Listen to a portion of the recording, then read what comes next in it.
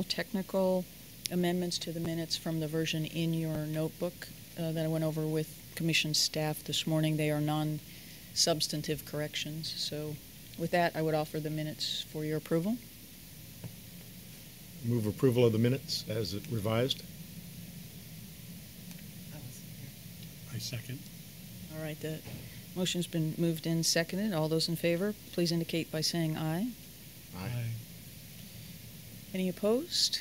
Any abstentions? And from that, we will move to to the next matter on the agenda, and Lori Anderson. Thank you. Good morning.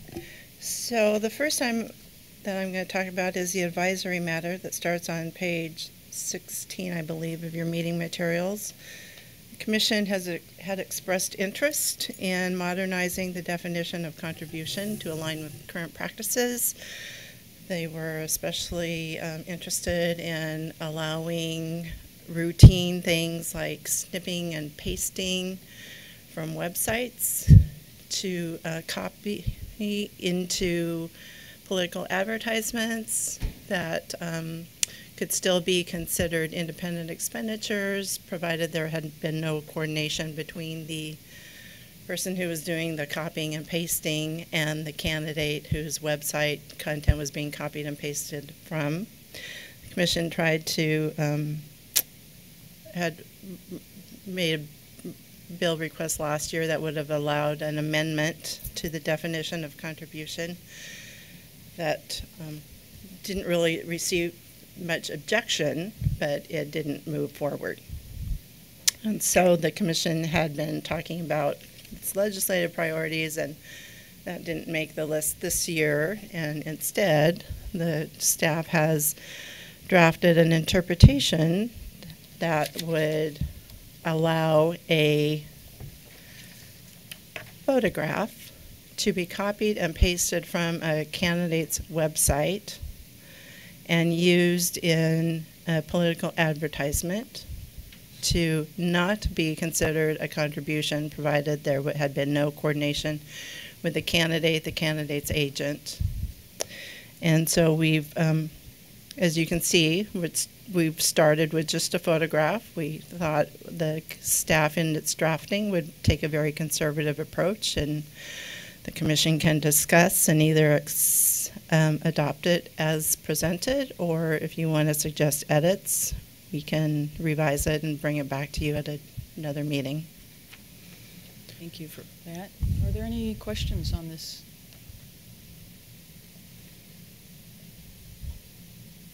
Any concerns about limiting this to photographs? We had some discussion initially, as Lori just mentioned, about whether it should be broader, but this seems like a reasonable approach to use. We haven't had particular concerns of late. No.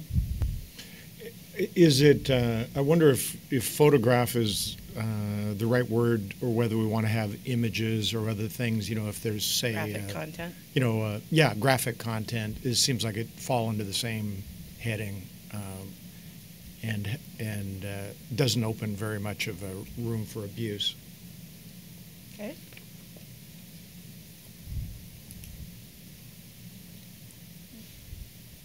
Anything else from folks on that? All right. Or a small change like that, if you want to just approve a revised interpretation, we can make that change and consider it adopted today. All right. So is there a motion on the floor then? Yeah, I would move the adoption of the interpretation with the amendment that we just discussed. Okay. Is there a second? Second. Any further discussion? All those in favor, please indicate by saying aye. Aye. All right, and there are none opposed. That passes. Thank you. Thank you. So to rulemaking? Okay. So the first item under rulemaking, the staff is bringing a question to the Commission as it starts drafting the possible updates to enforcement rules that the Commission has been talking about over the last couple meetings. You may recall at the last meeting, the Commission expressed interest in adopting more penalty schedules to address additional subjects than the current ones address. And this would allow more consistency in assessing penalties, and it would also expand the use of statements of understanding. And as the staff was thinking about penalty schedules, we were thinking about, is there a way to have a single schedule and address all the different subjects that might come up in enforcement? So we took a stab at that. However, there is a little bit of concern amongst the staff that that may not set enough of an expectation for respondents to know what's going to happen. And so we wanted your thoughts, whether or not you want to go with a different kind of penalty schedule than we currently have.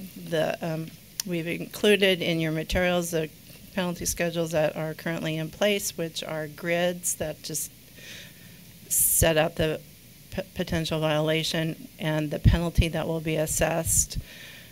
We've included an option that might be considered where there's a base penalty and points are added up based on the potential violations to factor into the final penalty, or the Commission may have other thoughts about how to approach penalty schedules. So this is we just distributed hard copies of this to make it a little easier for commissioners to have this discussion. So it's the stapled set of materials. And first I want to applaud the staff for continuing to think about this in new ways that might streamline processes for the regulated community. So I really do appreciate that. Are there initial reactions or thoughts to this different approach?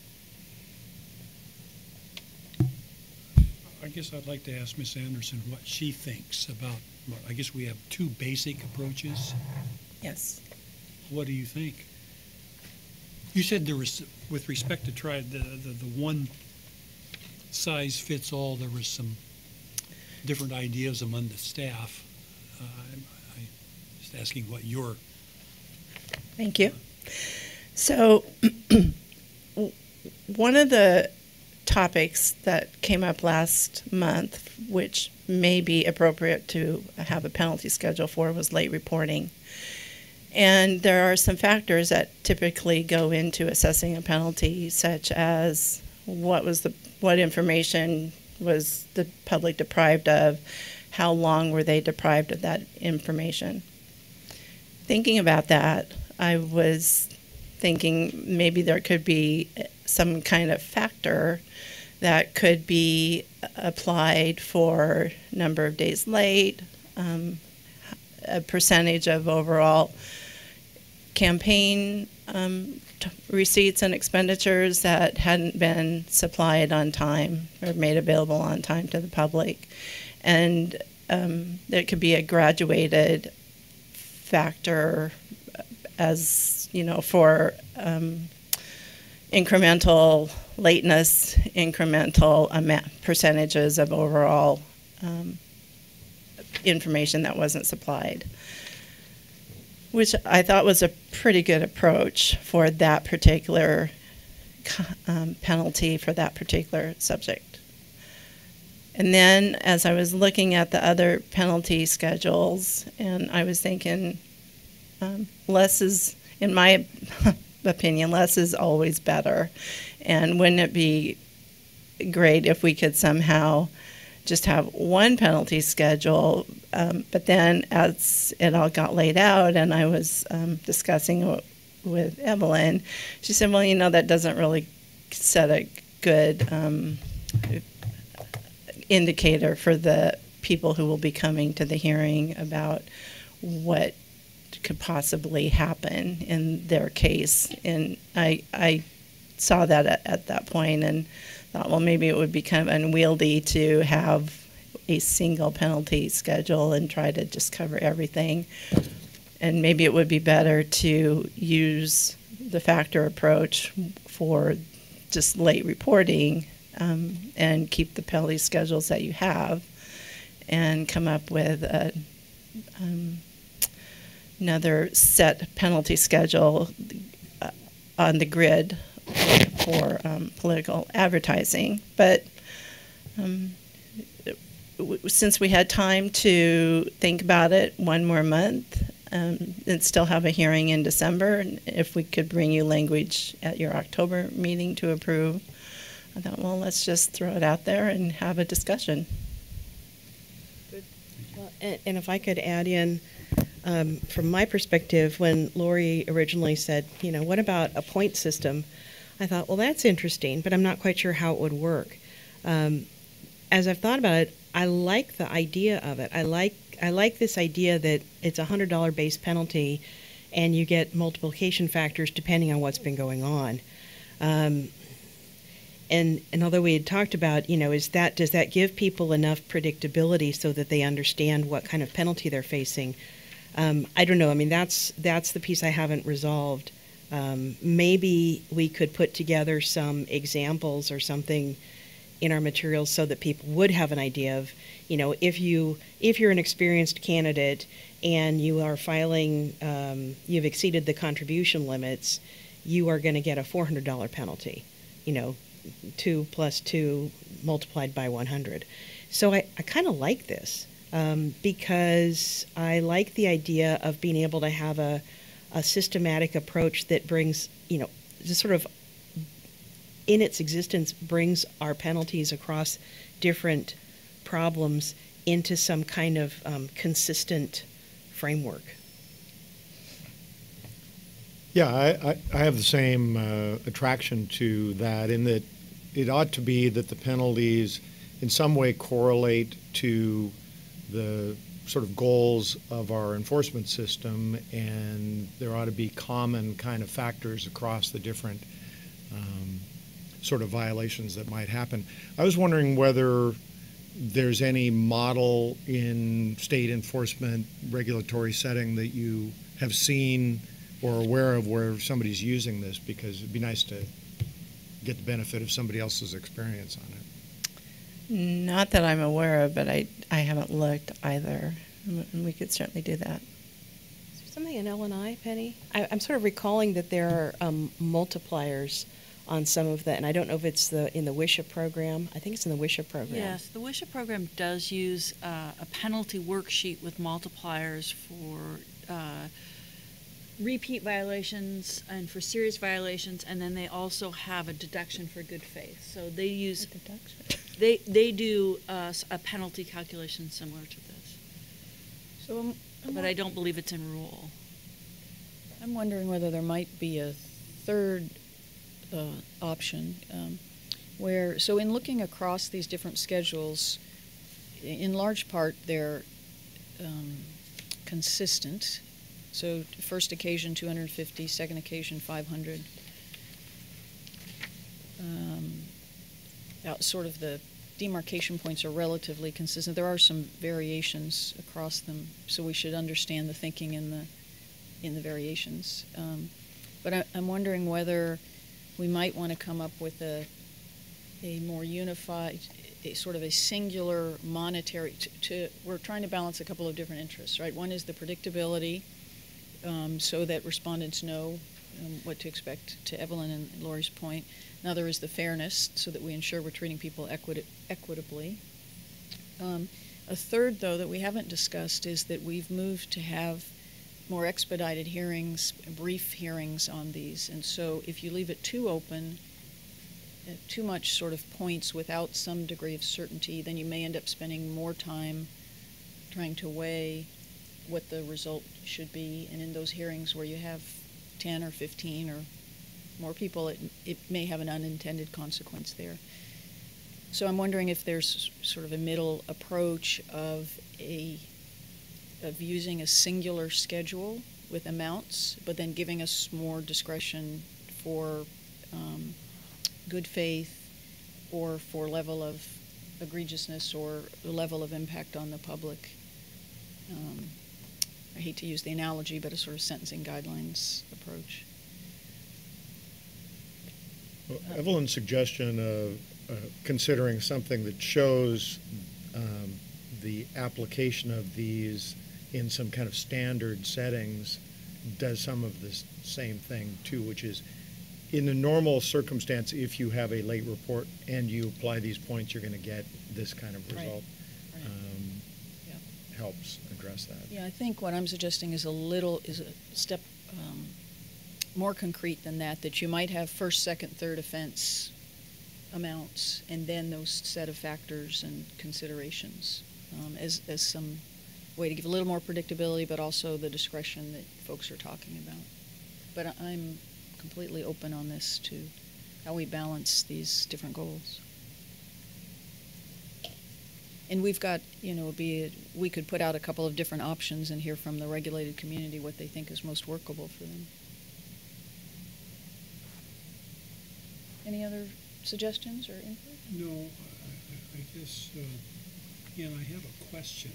And looking at WAC 390.37.160, that's the penalty schedule for the F1s. Can you tell me how are you envisioning what you're proposing would work here?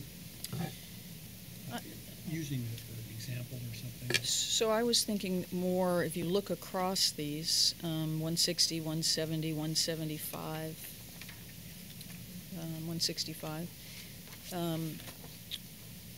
and 155, whether we, well, let's talk a little bit more, maybe, Lori, if I could pull from your institutional knowledge here, the thinking about the differences to begin with there must have been a substantive discussion about why the second violation in one category would be set at a different amount than a second violation for the other. Was there, should we be cognizant of those differences? To be honest with you, I'm not sure why they set different amounts for the different categories. In practical experience, someone who is filing an F1 is typically filing an F1 every single year in succession. And if you missed it in 2015, and then you miss it again in 2016, there's not that much time apart. The staff takes so much effort to remind the filers that it's time to file. There's a little bit of pain for the person who doesn't file a second time when it's something that is more routine in the world of PDC reporting. Whereas someone who is a candidate may not be a candidate that frequently and may not be having to file their candidate registration once but every 4 or 8 or 12 years and may miss one of those more infrequent filing dates. Same with the lobbyist reporting versus the lobbyist employer reporting. The lobbyists file every single month, and I think plus they are paid, and that's part of their responsibility as a lobbyist, as a paid lobbyist. Whereas the lobbyist employer has an annual filing requirement, and they may not have a lobbyist every single year.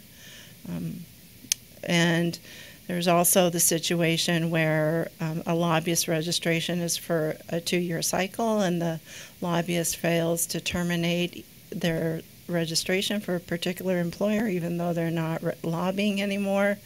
Then they keep filing reports saying they're not being paid by that employer, and they haven't terminated, and so the employer is kind of caught between a rock and a hard spot when it comes time to filing their reports. And in most cases, we'll have some leniency for those employers when it's not necessarily their fault that they wind up on our list of not filing reports. Okay, good thoughts. I want to note for folks that the presiding officer in each of these, the presiding officer in the rule and in where you can see at the bottom of each penalty schedule, has the authority to suspend all or a portion of the relevant penalty based on his or her discretion at any rate. So it would seem perhaps that if we moved to a uniform penalty schedule, you still have the discretion to say that this is more or less substantively impactful to the public and to move away from that. From the rigid Right. sort of application. Right. And I think that that is very important. I mean, you've done a couple of these now yourself, and people do have all sorts of reasons why, and some of them are pretty compelling, and you can understand them, and some you think, not really so compelling. And it's impossible to list all the variations in the fact patterns, right? So for purposes of today and giving the staff some thoughts to go out with this rulemaking, are folks comfortable with the going out with the status quo, with the point approach, and then with the sort of modified, have one set of penalties, and then expand the discretion to be along the lines of these points that are being taken into consideration? Is that, or do you think that's even needed given the level of discretion that the presiding officer has?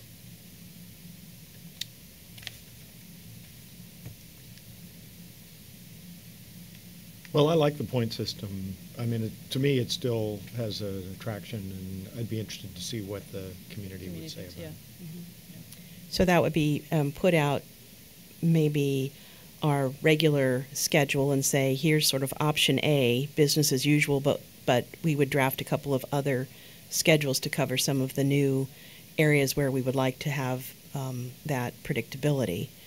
And option B would be just a point system for everything. And what would option C be? Point system plus schedules? Well, so right now we have schedules with some variation in them across. Yes. And so if you had one schedule with no variation, but in the discretion of the presiding officer, you included the sorts of factors that you're looking at in this point schedule, in this point list.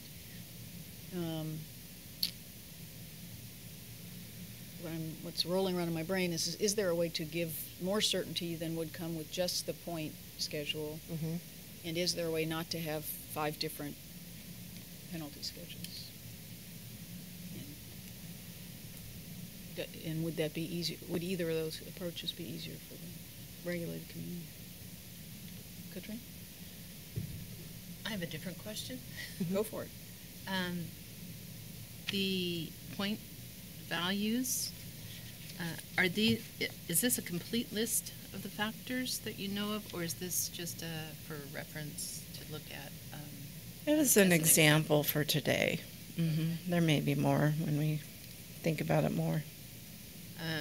My concern with this is that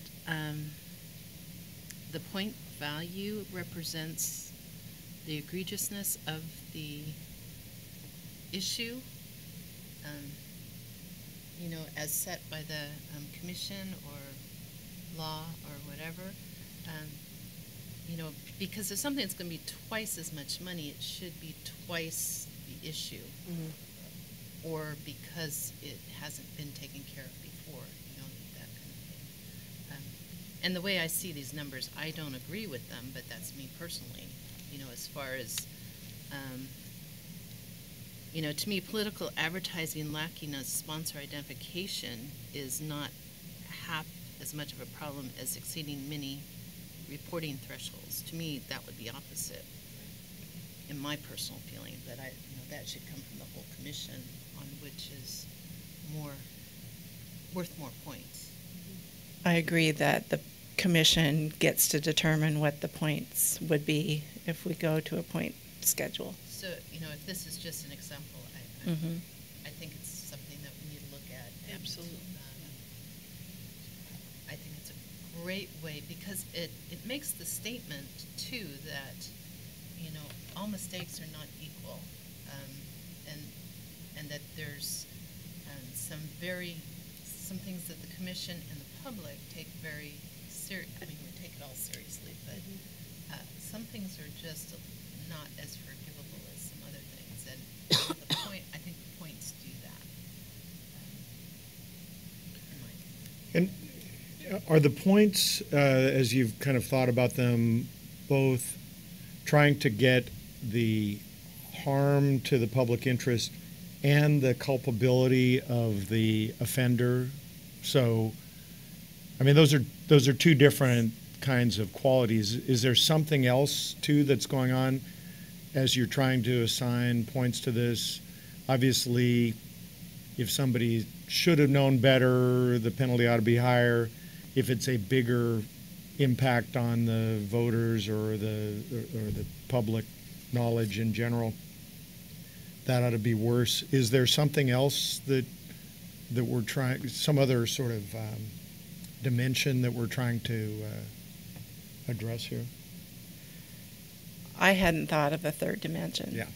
So I would say we had a good discussion in this of this nature when we were talking about prioritization of investigations and the factors that staff should weigh in doing that. And I would say we should try to be consistent Right. in this.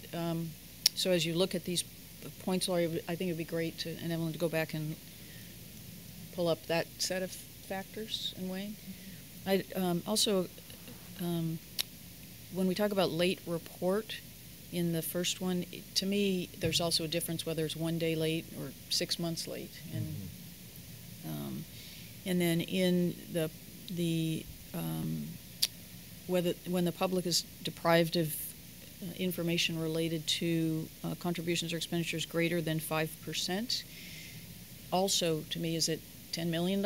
Is it 5,000? I mean, there's more of a weighing in there too. That, More increments. Yeah. But this is, this gets at the basic tension of trying to have predictability or some Exactly. algorithm that nobody can actually make sense of. Right. And so you're trying to make a robotic Right. discretion, and that's pretty hard to do. Right, and so we don't want to send the message to the regulated community that here's your predictability, but by the way, you can come in and, anything can happen, right? So. Right. And these schedules are only used for brief enforcement. And so I was thinking, very egregious things aren't going to be heard in brief enforcement. That's a great point. Thank you for reminding me of that. That's a great. So we should say that probably more clearly when we put it out to the community for review of the rulemaking, and also we should say we don't want them to be wedded to the point to be making their decision based on the numerical value assigned here. So we should make it clear this would be hypothetical with the points to be decided by the commission if this is the approach adopted. So they're not saying they're against the point proposal because they disagree about 5 points versus 1 point. I think we would have to give a couple of examples so that they could look at it and understand. But yes, I think we could say, these are not the final point values will be determined later. First, we need to know whether this construct works for the regulated community. Okay, I'm still not clear on what we would be putting out for people to comment on, but are you clear, Lori, on what this would look like? Yes. Okay, then I don't have to. I'm hearing that we're going to give the example of what we use today and tell them that you're interested in adopting additional penalty schedules to address other things. Give them this example and ask them what their thoughts are about replacing the current penalty schedules and having one schedule that incorporates what the current schedules have attempted to do, plus what the commission is interested in doing, or keeping in line with the current penalty schedules, or doing a little bit of both. 3 options. And I think in the initial part of that, where we say that the commission's interested in adding penalty schedules, but at the same time, the commission would like to make sure that we're streamlining or making it as easy to understand and follow for the regular community as possible. Mhm. So in looking at adding more schedules, we're looking at, should we use that as an opportunity to try to have a more uniformity or a singular approach? Well, and as you pointed out, it has developed as an issue as much because we want to make use of our alternative enforcement tools, and at least on the statement of understanding, where someone basically says, okay, you're right, I did violate this and I agree to pay a penalty of X amount. Where we don't have a penalty schedule, it's been awkward to try to figure out how to get approval of that penalty amount in advance. So the goal here is not only knowledge and efficiency, but and predictability, but efficiency as well. And I think that would help explain why we're looking at these things. And fairness. Okay. Where this model, this point model, would cover a violation that is currently within our schedules, do you wind up hitting the same dollar amount or in the same? Because we're not trying to revamp the severity of our system. That will be something that we can, if this flies, and when you set the point values, that can be something that is considered. It's a good point. Right, it's another sort of in the messaging of this. We're not doing it for the purpose of higher penalties for folks, but so, and then you'll take a look at the investigative prioritization factors. Yes. And we'll put those. Okay. Any other feedback on this? Thank you. Really Thank you. appreciate the creativity. Okay, and then there's one other item under rulemaking to discuss and possibly approve draft language for a new rule that would set surplus funds disclosure deadlines, or disclosure deadlines for surplus funds account, and to amend the rule that allows transfers between candidates to reimburse for joint campaign expenditures. So this is, the first one is, I believe, in your meeting materials, I believe on page 29. It's a proposed draft amendment to WAC 390-16-234, transfers of surplus and non-surplus candidate funds. The commission had expressed interest in eliminating the current practice of one candidate paying the full amount of joint campaign expenses and being reimbursed by other candidates who share in those expenses. Currently, WAC 390-16-234 allows that, and before we totally did away with just striking that rule, I had talked to our staff and got some feedback from them about what goes on between candidates and how reimbursements are being made and why they're being made, and the staff told me that there are certain situations where it's not possible for both candidates or multiple candidates to pay directly. They gave the example of an online purchase where there's just not the ability to pay in lumps, that you need one payment for the service or goods that are being purchased. So To reach back into ancient technology, if they shared a fax machine yes. and they just bought one, which, Yeah. Then each person could go in and pay their half or whatever. That was great. Weren't those lovely times? I miss Just them. missed your opportunity to say, what is a fax machine?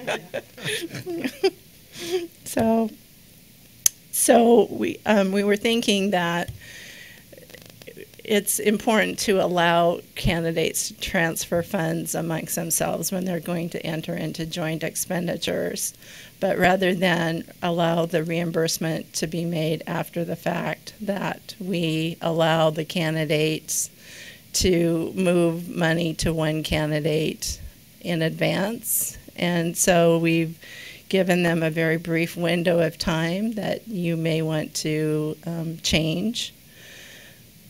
We have said in the proposed amendment that it would be okay to transfer funds up to one business day ahead of time, make the expenditure, and if there happens to be any money left over, that the excess has to be given back by the following business day. So if you like that, you can just approve the draft language, or if you want to make changes, you can tell me what they are. So, Lori, I have a couple of points I want to propose to my colleagues here. One is I would suggest we use this as an opportunity to change the header here. It just say transfers of candidate funds.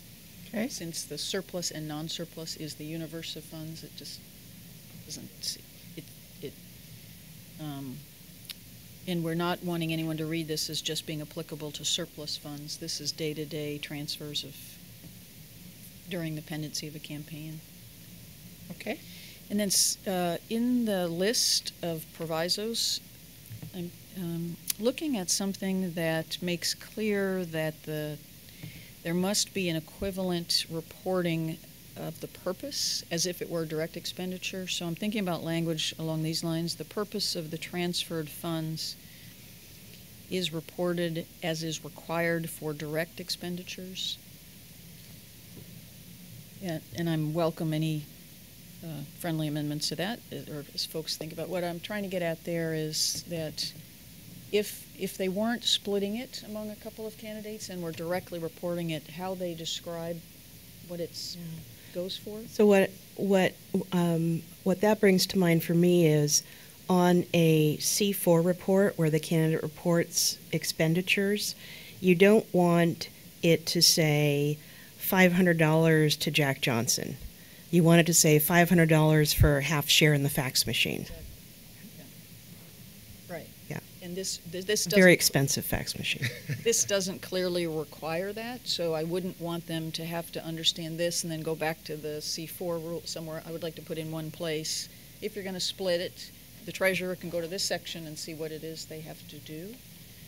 And so it's not only the timeliness of it, which we've captured here, but the substance of the reason for the expenditure, which is what underlies the reporting requirement.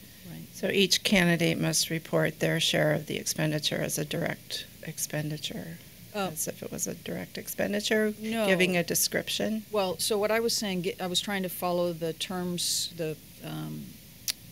write it in consistently with the way you have the other subsections, A, B, and C, D. Okay. So since you didn't reference the person, so I wrote it as the purpose of the transferred funds is reported as is required for direct expenditures, or Okay. as would be required if it were a direct expenditure. Got it.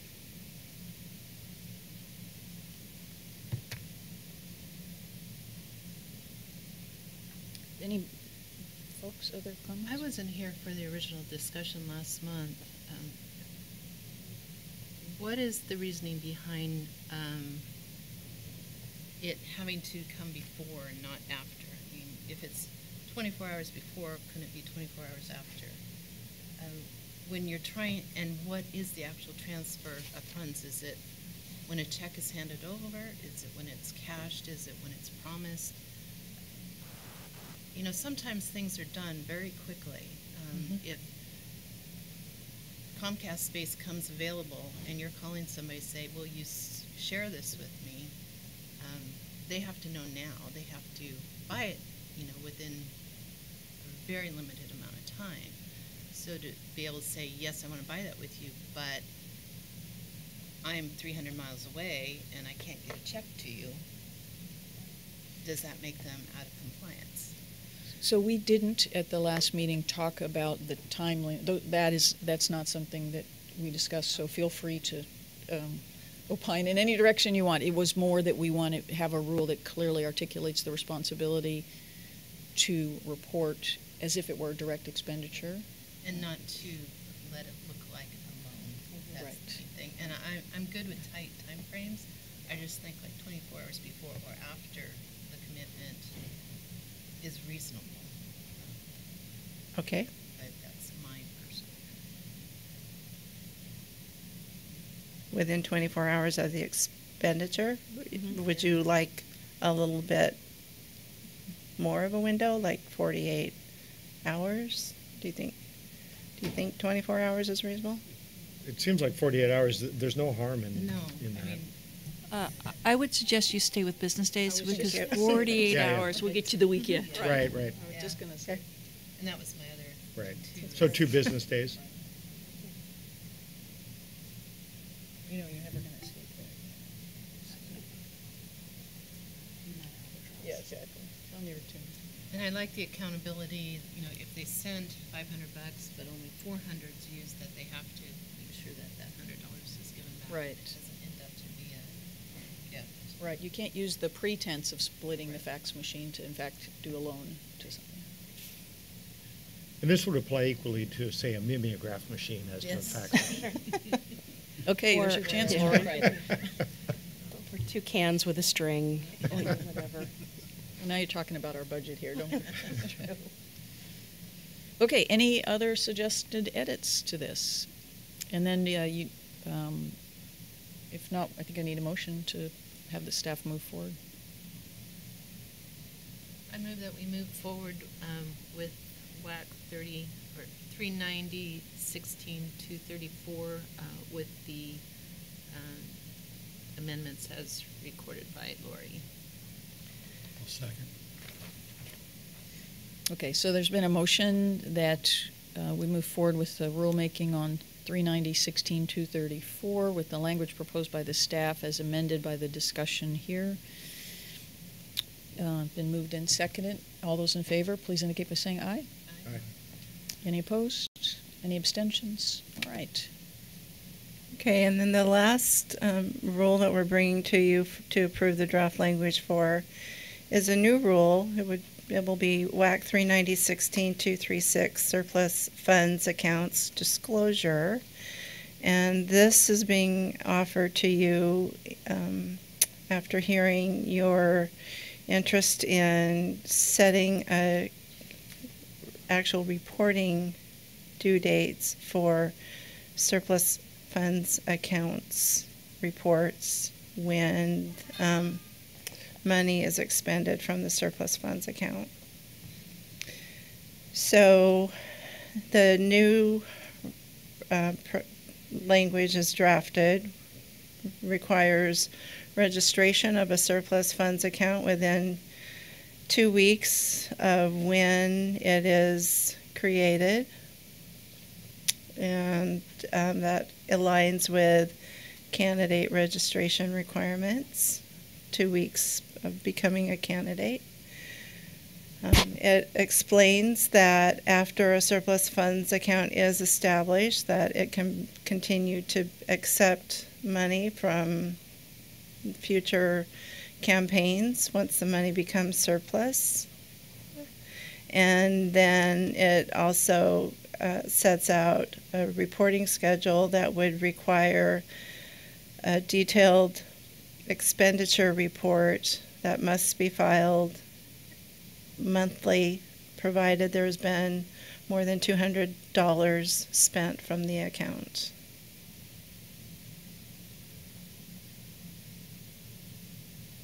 Which is also consistent with campaign reporting requirements when we're more than 4 months away before the election. And again, you can approve the language as presented or suggest changes. Comments from folks?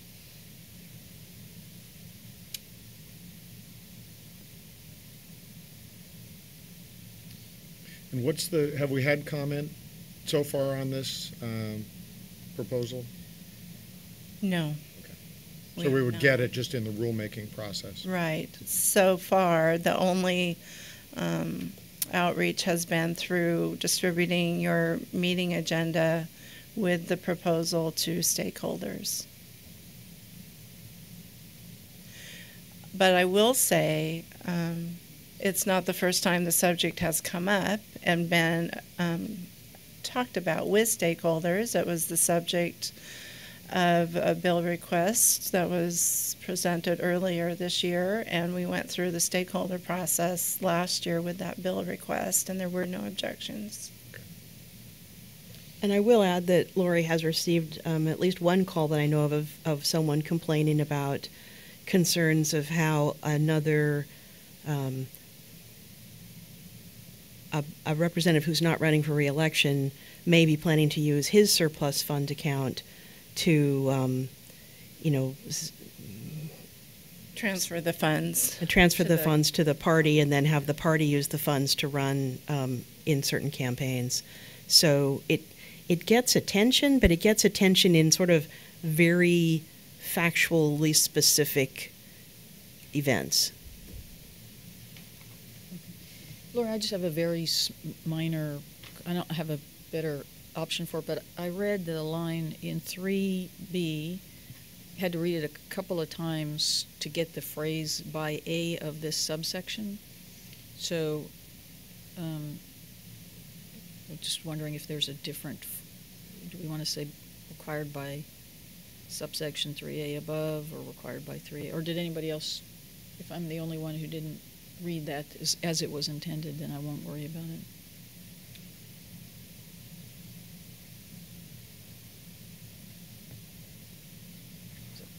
You just say as required by subsection A.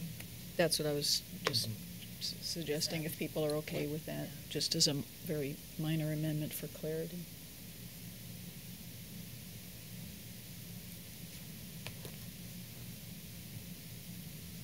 If the sky won't fall with that, is there, are there?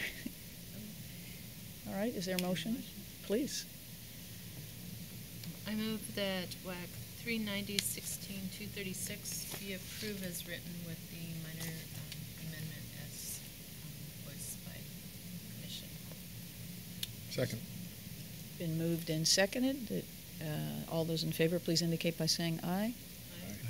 Any opposed? No abstentions? All right. We'll move forward with that one as well. Thank you. All right. We'll be seeing you later in the agenda again. Yes. Thanks, Laura. Strategic plan update.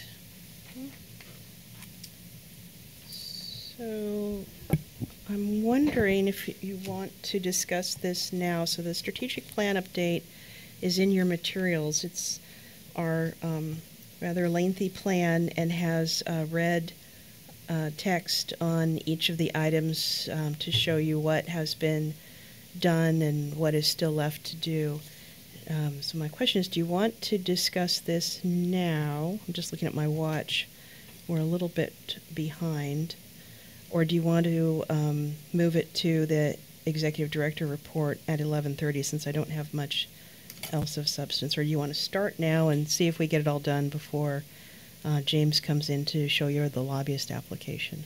I'm thinking it looks like we have perhaps more time than is needed for the lobbyist application demonstration. That looks, my personal preference would be to make sure we substantively discuss the strategic plan if folks have questions. Okay. But I'm happy to do it in the afternoon or flip the order if I don't have a preference about when we discuss it. Or anybody else? All right, so if James is here, do you want to go ahead and do the lobbyist demonstration? Oh, sure. Okay, and then we'll. Okay, and then we'll. do you think 15 minutes work for that, or what? How much time do you think you need for that? We can make that work. Okay, thanks.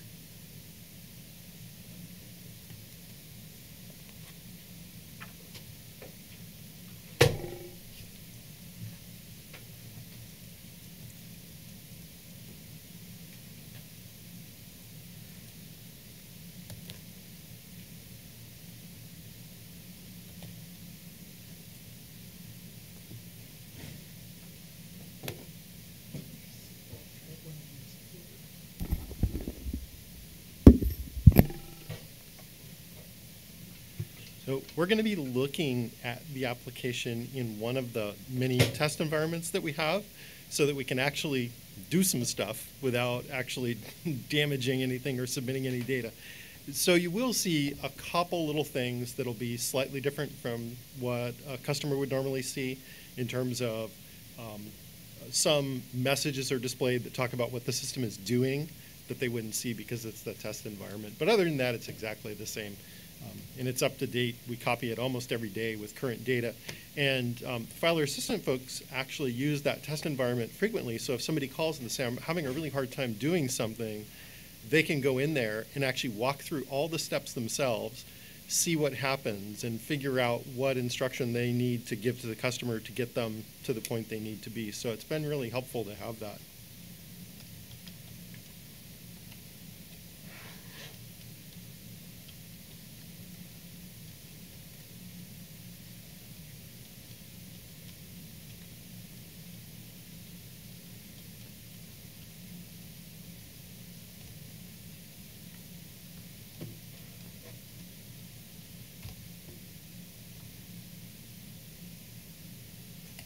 And so this is at the point where a customer would actually see it. And so we can log in, and the commissioners might remember last time we went through, we talked about how people set up accounts and sort of getting into the system and all those initial points. So most of what I'm going to demonstrate today is all about actually doing monthly filings and terminations and all the regular activities people do. So we're going to log into some real people's accounts, but in the test system, and I've just changed the passwords so that I can log in and get exactly the experience that they would have.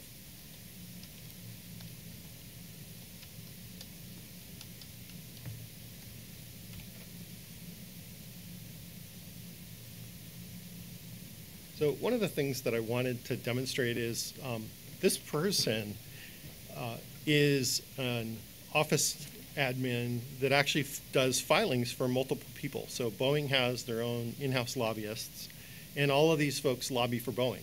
And they have one person in the office that does all their filings. In the past, we used to make them have a separate password, and they actually had to go to their IT folks and get a separate email that they could still get at, but to use a different email for each one of these people too, and it was really cumbersome. So now they can just see each one of the lobbyists is all in a list, and when they want to file for one, so we'll take a look at William McSherry, click on William McSherry, and here's all the info just for that lobbyist. So a couple things that you can see here. The first is the list of reports that the person has filed. The ones down here at the bottom have all been finalized and submitted to the PDC, and you notice they don't have delete links because once it's submitted, it's a done deal, although they can amend them, but they show up as amendments, and we keep a copy of the original as well. And then two reports up here that are in a saved state, so they can go in and incrementally work on them, save them, and if they want, oh, I really didn't mean to do this at all, they can just delete them. Sometimes they just want to start over because they put in a whole bunch of stuff and don't want to have to go through and straighten it all out. It's easier just to delete it and start over. And then down at the bottom here is their employment contracts. So for each company or entity that someone's lobbying for, they establish an employment contract by going through here, add an employment contract, and fill out all the information. And this is very similar to what the paper L1 form would be like. But we're going to take a look at one of these. And by the way, some of the stuff in here isn't entirely real either, because I created a couple things so it'd be easier to show some of the functionality. So this is the employment contract for Boeing, and it's just got the basic information filled out that they would put on an L1. So one of the things that the lobbyists frequently do is they may suspend or terminate for a period. I'm not going to lobby at all during a couple of months, or I'm done lobbying at the end of August and I'm not going to do any more lobbying. So let's say that's the case for this lobbyist. Here is where they determine what periods they're actually lobbying and filing for. And let's say that this lobbyist says, well, I'm not really lobbying anymore in September through the end of the year. So I can just uncheck these. But the thing you'll notice is I can't uncheck September, because this person has already filed for September and told us that they had some activity relevant to Boeing. So I'm going to leave those three and just save it. And we'll go back and look at our list. And so you can see there's a September filing here. And maybe that was just a mistake to include Boeing because there wasn't any activity for Boeing. So at this point, I can even go in and we'll take a look at the compensation. Oh, look, there's actually some compensation for Boeing in here. That was unintentional. That was supposed to be for the credit union.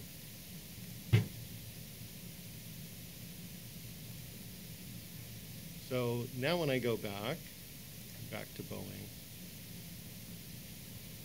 and I can undo all of them this time.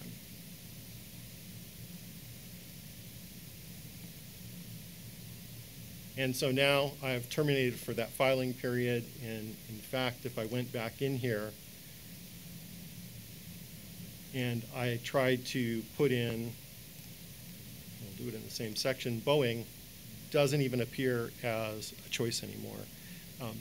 And the important part of all of this is that maintaining a correspondence between who's lobbying, who they're lobbying for, and even how that's established, whether it was someone lobbying through a subcontract, they were actually hired by another lobbyist, or they were hired by the employer directly, is an important part of having good reporting data where we can actually show the public who's lobbying for Boeing, how are they getting paid, and how much are they getting paid, and also who owes a filing for any given period of time, because we have the ability to do very fine-grained reporting now about this particular lobbyist owes a report for this period, and it's because of exactly these employers that don't show up on L2s during that time period. So I'm going to log out, and I'm going to log in. How am I doing on time, by the way? Are we at about 8 minutes-ish? Okay. So we're going to log in here with another account.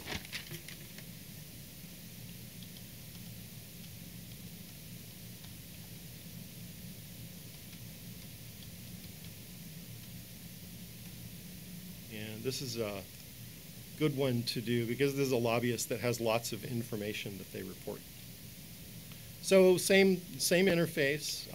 In this case, this person just files for one lobbyist. And in this case, it's a lobbying firm. And so we can see all of their reports, all of their employment contracts, and they have a whole lot more. And in fact, the list goes on. And this lobbyist also hires some subcontractors, and so their subcontract list appears at the bottom as well. So we're going to do one of the most exciting parts now, which is create a new monthly filing. So we're going to say new monthly filing. And the thing that was a really big win for the lobbyists in this case, and particularly with lobbyists like Gano and Associates who have lots of clients and lots of contributions and lots of expenses, is I say, I'm going to do September. It always defaults to the next month that's coming up, and it doesn't include any months you've already filed for. But I can say, I want to bring forward stuff from a prior month. And it doesn't even have to be the previous month. It can be any month of their choosing. And they can say what they want to bring forward. So in this case, I'm just going to say, I only want to bring forward the compensation.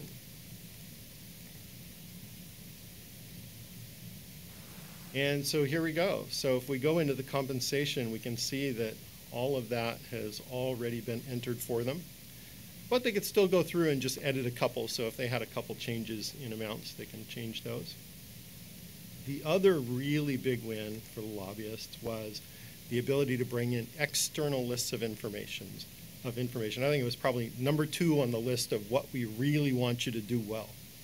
And so for each one of these sections, there's some nice instructions here. If one of the filer assistance folks logs in, they actually have an edit link in all of these, and they can edit the instructions right in the application without having to contact IT to do that.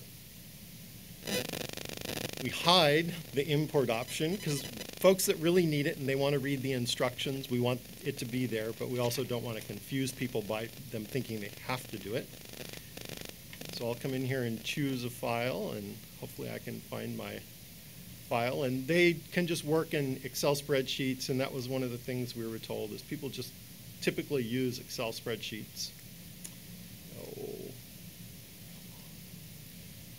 I had forgotten that I wasn't going to be logged in here as me. I was going to be logged in as somebody else. So sorry about that.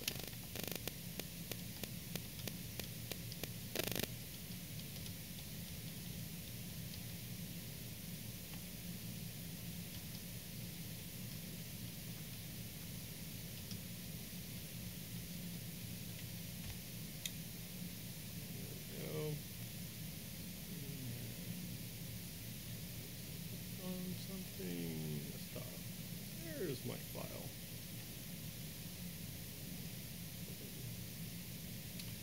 And so I'm going to say import, and you can see at the bottom, please wait, please wait, please wait. It's going to take a little bit of time, and you'll see why when this one's finished.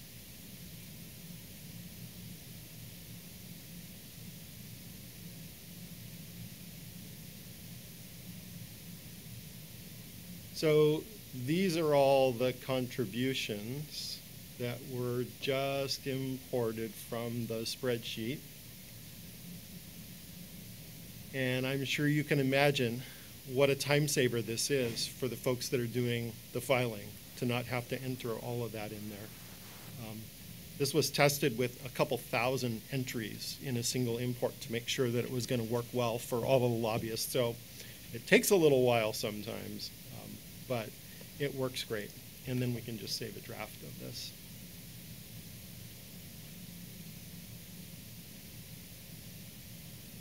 And if we want to, we can even go back here and we can say, well, let's view. And so here's all of those contributions that I just brought in. So those are the big things that I had. Do you have any questions? Katrina, I think I may have missed last month. Also, James had mentioned that you can now just email this to your employer directly. So that's a... Yeah, and you'll notice in here you can't. And the reason is this is a draft. And we don't want it to look like it's finalized. But if I go to one of these ones, it's not a draft. And then we get share via email. And ignore the big red thing. That's part of the test environment. And how is the usage going? What's the sign-up? We haven't started targeting the non-electronic filers. I don't remember the numbers I shared from last month, but we did really well and saw a substantial increase, and I think it was from less than 50% to in the mid to upper 60s. It looked like we're doing just as well this month. We're right a couple of days after the end of the filing period. We still have a lot of people that file 1, 2, 3 days late, and so we're letting those folks trickle in. And in fact, we have a couple enhancements that are ready that we've held off until people get the bulk of the filing in for this month. So those are going to get moved into the live environment on Monday. Is our vision, the grand vision, that this would be the way we would do campaign reporting at some point too? Yep, that's the intent, is that the framework that we've established now is going to be used for everything coming down the road. And you might update folks to share, what can others who want to find out about lobbyist expenditures see? Yeah, so I'm going to just log out, and that way you see the public view of things. So this is the list of lobbyists, and we can go back to the lobbyists that we were just looking at, but we'll see what is the public perspective on Gano and Associates. And so this is the information about the lobbyists themselves, a list of all their monthly reports, a list of all of the employers that they're currently working for, and we can look at these reports. So we'll look at the July one. And again, ignore the big red warning thing. It's just from the test environment. But this is the public view. And so even for the public, the share this via email works. And so if you're looking at a lobbyist and you want to share that with one of your friends and say, take a look at this, you can share via email. They'll get the link and it'll take them right directly to that spot. So all of the same exact information is all there for the public. And then as well, they can go back to one of these employers. And this is the information for the employer. And then we can see that actually not only has Altria hired Gano and Associates, but they've also hired 2 other lobbyists. And the yellow here means that this person has a pending report but hasn't actually submitted it to us. So these are terrific improvements for the regulated committee. I want to thank the IT team. This is exactly where we're all trying to get to. Yeah, those are great. And as we move forward with open access that we'll be talking about later, this hopefully might be in the realm of the kind of data too that then could be, in an ideal world, you wouldn't have to go report by report. You could do queries to find out information. So that's a future. Yep, that's the project that's ramping up this month. Thank you very much. You're welcome. Thank you. And the staff deserve all the credit for it. It was a lot of hard work, but they did a great job. Great teamwork. All right, so we are going to, we'll see you later in your report for your report. All right, we'll switch to Evelyn and have some discussion about the status of the strategic plan work.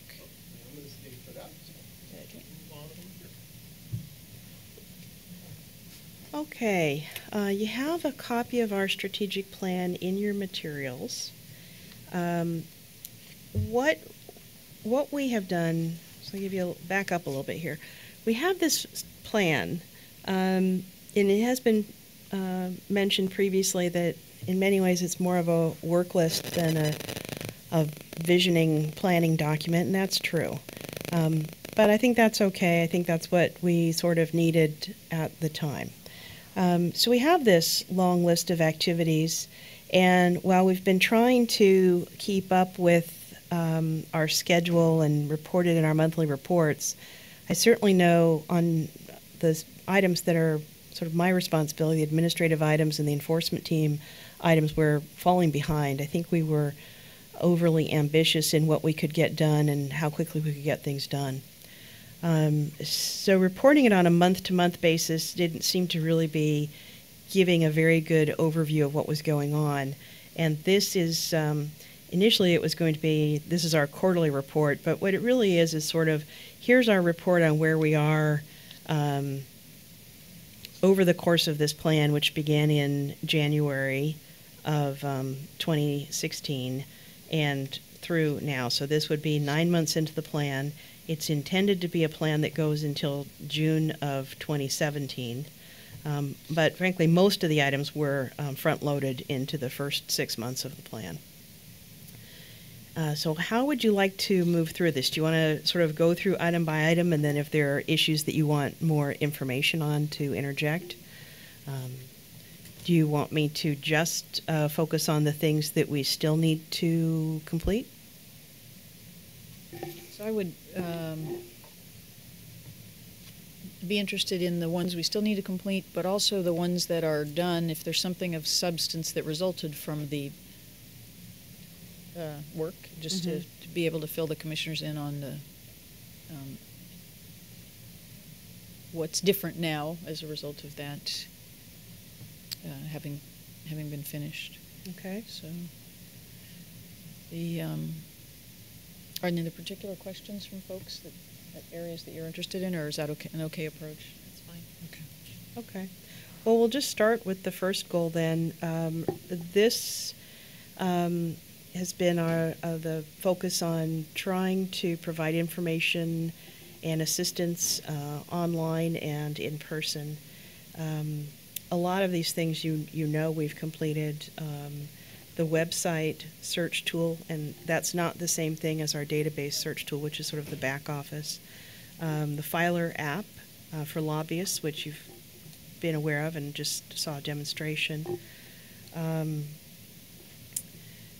Maybe you'll be interested in, so under medium-term actions, 1A3 is talking about how we're going to be revamping the query system for the database. And that's okay, 'cause since we're going to have James this afternoon, we can, or in a few minutes on the report. Okay, If you want to skip the IT ones to save. okay. So let's see. Developing the 2017 legislative package, you've been involved in. We've got draft bills to review today.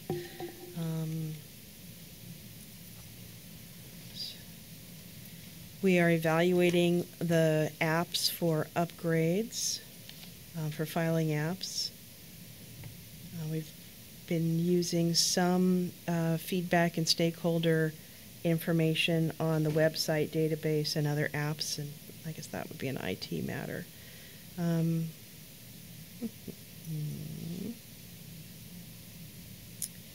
So let's go down to page 3 under B. 1B3, developing a plan for more training options. We still have that as a goal, to have some online training or potentially video training that people can see through a webcast or a MeetMe, GoToMeeting type service, but we haven't started doing it. We have imported whatever video trainings we had available onto the website. I think Jennifer had as a goal to scope out how she could provide some training in an online manner, and is interested in a format that James has used for online training modules, small modules for the filer lobbyist application. And I think we will be doing that, but certainly not by May or June of 2016. So I think this is one where I have said in here that still plan may be a possible PDP goal. PDPs are performance development plans. They're your sort of annual plan and evaluation document. And what I would anticipate is that now that Jennifer has scoped out some different ways of doing online training, her next evaluation plan would be record 1 training. And we want to keep it small because, we're sort of learning to do this as we go along, but it is important because people who are across the state, they simply can't come to Olympia for these trainings. It just doesn't work. I mean, a number of people do come from across the state for trainings, but that's a difficult expectation. And our material is complicated, and you really do need training. So we continue to want to do this, but we haven't been able to get it done yet.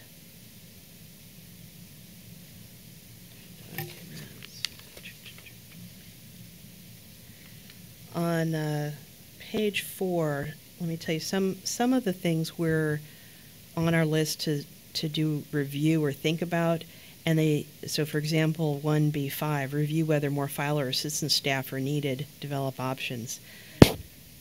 No particular paperwork was developed for that. That would be me sitting down with Lori and saying, all right, well, let's think about whether we are adequately staffed now, and if we do need any more, what our plan is for getting it. And we thought about it, and I'll tell you, right now, I think we're adequately staffed, but that is largely because we have really outstanding staff, particularly in Jennifer and Chip, who handle a very high volume of work very competently.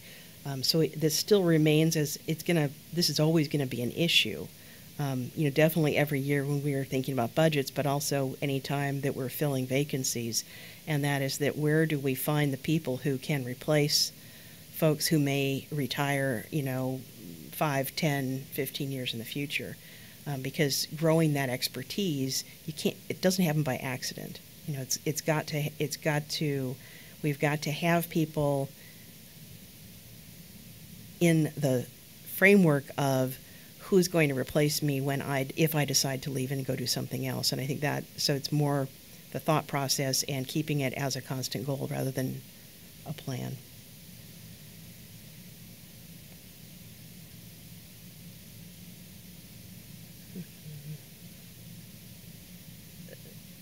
A similar type of item would be further down, reviewing the front office layout for ease of customer access. Scott Haley did a review as part of his PDP and made a presentation to the management team with some options and suggestions. And he's continuing to draft up some options of what the floor plan would be. And the staff in the front desk area are looking at what the timing would be of when we could make some changes. What we'd like to do is make that a more open space in the front so that when someone walks up to the front counter, it doesn't appear that there's nobody in the office. Or it doesn't appear as though there's nobody in the office except me, who they can see sitting at my desk. And that will require us to take down some of the partitions that we have, or put lower partitions and move some things around.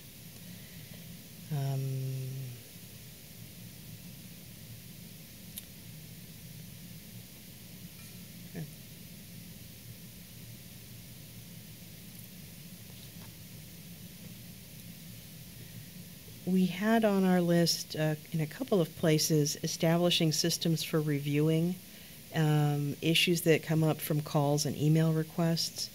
We did actually do a review with customer service in July, but more importantly, there is a regular dialogue in the compliance reboot meetings, which is where the enforcement team and Jennifer and Chip get together and bring up things that have been coming up either in phone calls or issues, and that seems to be a good way of sharing information.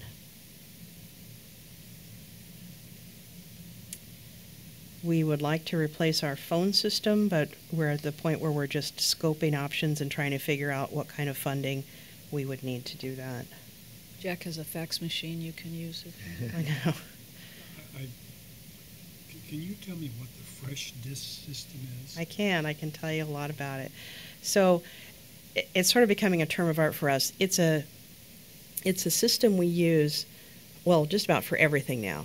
So every email that comes into the PDC goes into this Fresh Desk ticketing system, and then it will get routed by Tony Lintz or by, I'm not sure if it's Scott or Liddell, but they take a look at the tickets that have come in. They decide, oh, that's about a case, so I'm assigning it out to the enforcement team, or I'm assigning it to Tony Perkins. Oh, that's an issue for Evelyn. I'm assigning it to Evelyn.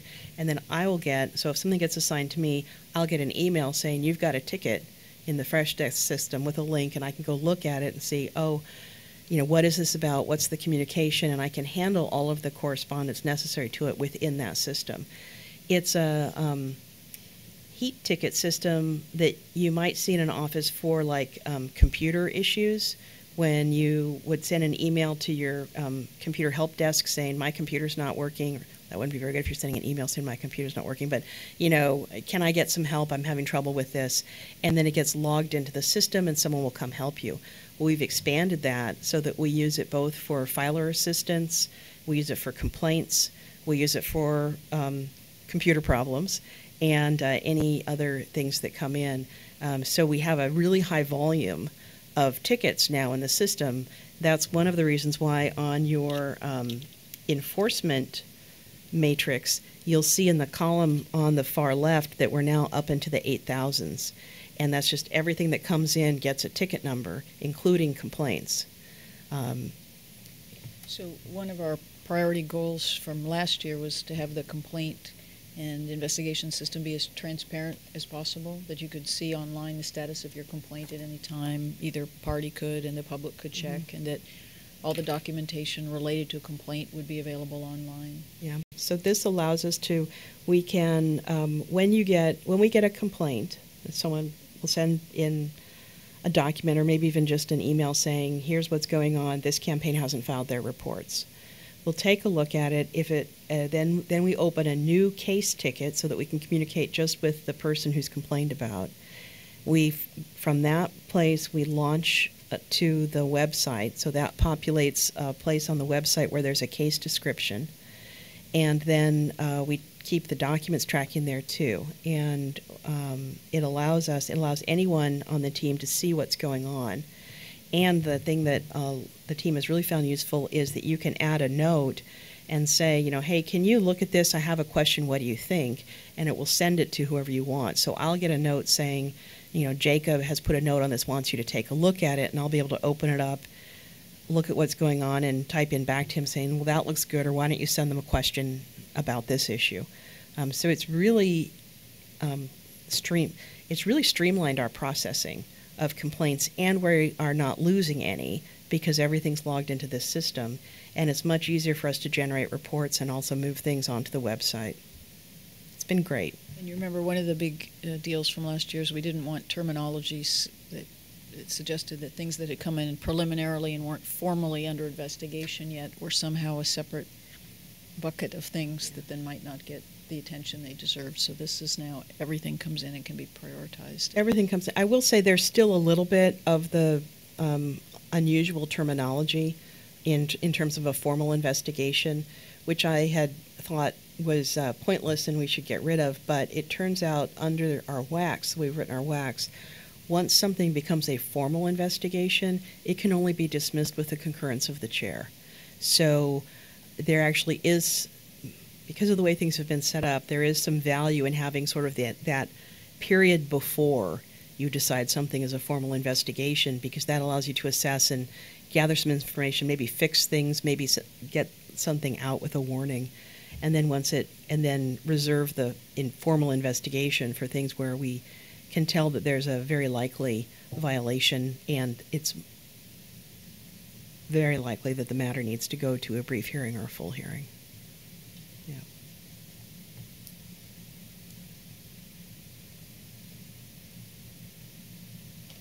All right. Trying to go through and try to figure out what looks What's not interesting. self-explanatory. Yeah.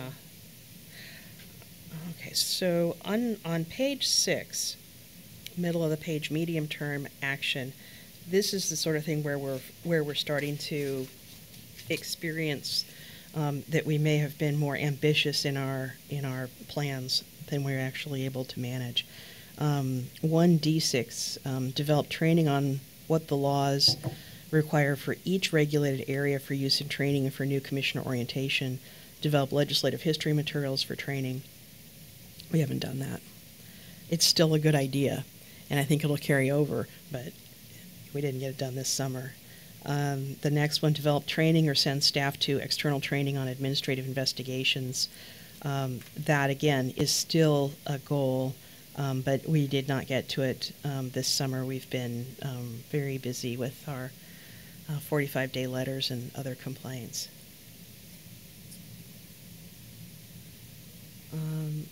On all of these goals, one of the longer-term actions is developing systems for user feedback and stakeholder feedback. In some cases, we've developed methods for doing that through the website. In other areas, we still need to think about how this can best be done.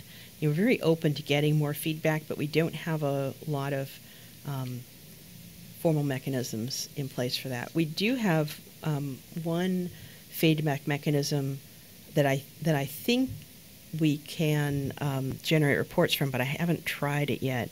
Every time we close a matter out, an enforcement matter, the complainant, I think the respondent too, gets an email saying, "How did we do?" And they can rate us with a sort of smiley face down to a big Mr. Yuck face, and provide some text saying, "You were great. Everything's great," to "This is terrible and I'm so disappointed." And we have run that extreme. Usually if things are taking longer than the person thinks they should, they're very disappointed. Or if it's resolved in a way that they didn't like, they're very disappointed. If it resolves in a way they think is reasonable, they're very happy. But we could look at running some reports off of that. I haven't looked at that yet. Yeah. So. I don't even know what the goal would be. I mean, you're in a regulatory environment like this, you're not going to get... You don't think I'm going to make everyone happy? No. I'm not sure you'd even want Well, I'll tell you, the one thing that was interesting, we got a person who was quite unhappy last week. And the reason they were unhappy is they had made a complaint and they felt that we had had it for quite some time. I wouldn't say that. It has been a couple of months. In her mind, it's a very easy complaint. Just tell these people to stop doing what they're doing. In our mind, it's a matter of, well, we'd like to work with them to get them into compliance and get them to filing the report so that what they are doing is the proper thing. But she was not happy at all.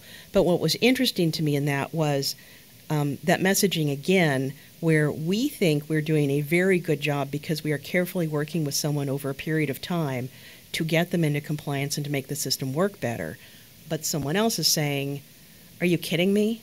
You know, it's taking you 4 months and this is terrible and I'm really upset about it. So it's that constant balancing really between the quality of the work you're doing versus the quickness of your outcome. And that's something we have to continue to have a discussion about, because a lot of these things we could do much more quickly, but it wouldn't have the same quality, which I think is okay, but it's just that's the constant balancing. Part of that is managing expectations too. You know, if somebody knows when they put a complaint in that this will take 2 to 4 months, That would help. then they're not going to be saying, well, I put this in yesterday, why isn't it Right. today? Right. Because they don't understand Mhm. the steps they have to go through. Mhm. So that is a good.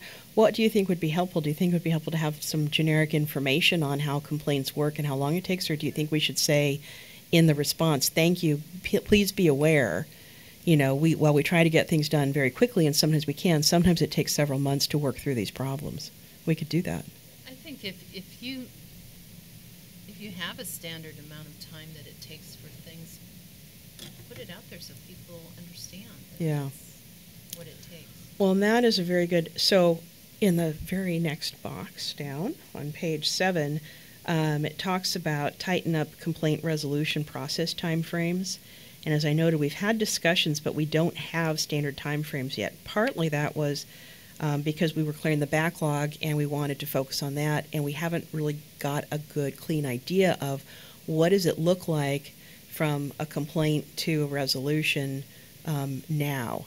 But I think we're at about the point where we need to start looking at that so that we can have some expectations, because right now it's sort of, you know, work hard and do your best. And let me assure you, the team really is doing that. And some things take longer than others, and we'll figure it out as we go. But I think we are about at the point where we have, or at least I have enough understanding to say, this looks like it's about a 3-month matter. So let's set a goal of having the draft report done by such and such a date.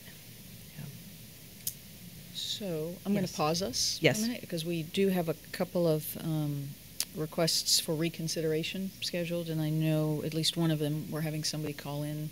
So if that's all right with you? Absolutely. Okay. So we will switch gears for a minute and hear these 2 requests for review and reconsideration. And Kurt, morning. Thank you, Madam Chair. Morning. The first participant will be Mr. Jordan. He has requested to participate by telephone.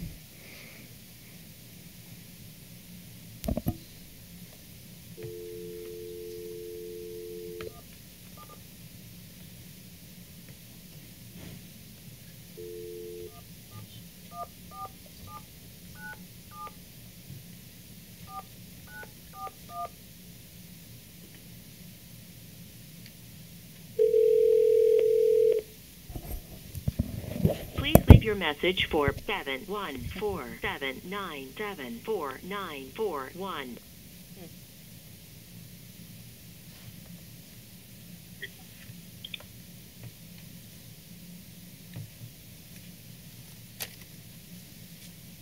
Hello? Mr. Jordan? Yes. Oh, this is Janet Greer. I have you here in the commission meeting. I'm going to hand you over to our commission chair, Commissioner Levinson. Hello, Mr. Jordan. Okay. Hello, nice to meet you. We have you on the phone here, and this is a recorded commission meeting.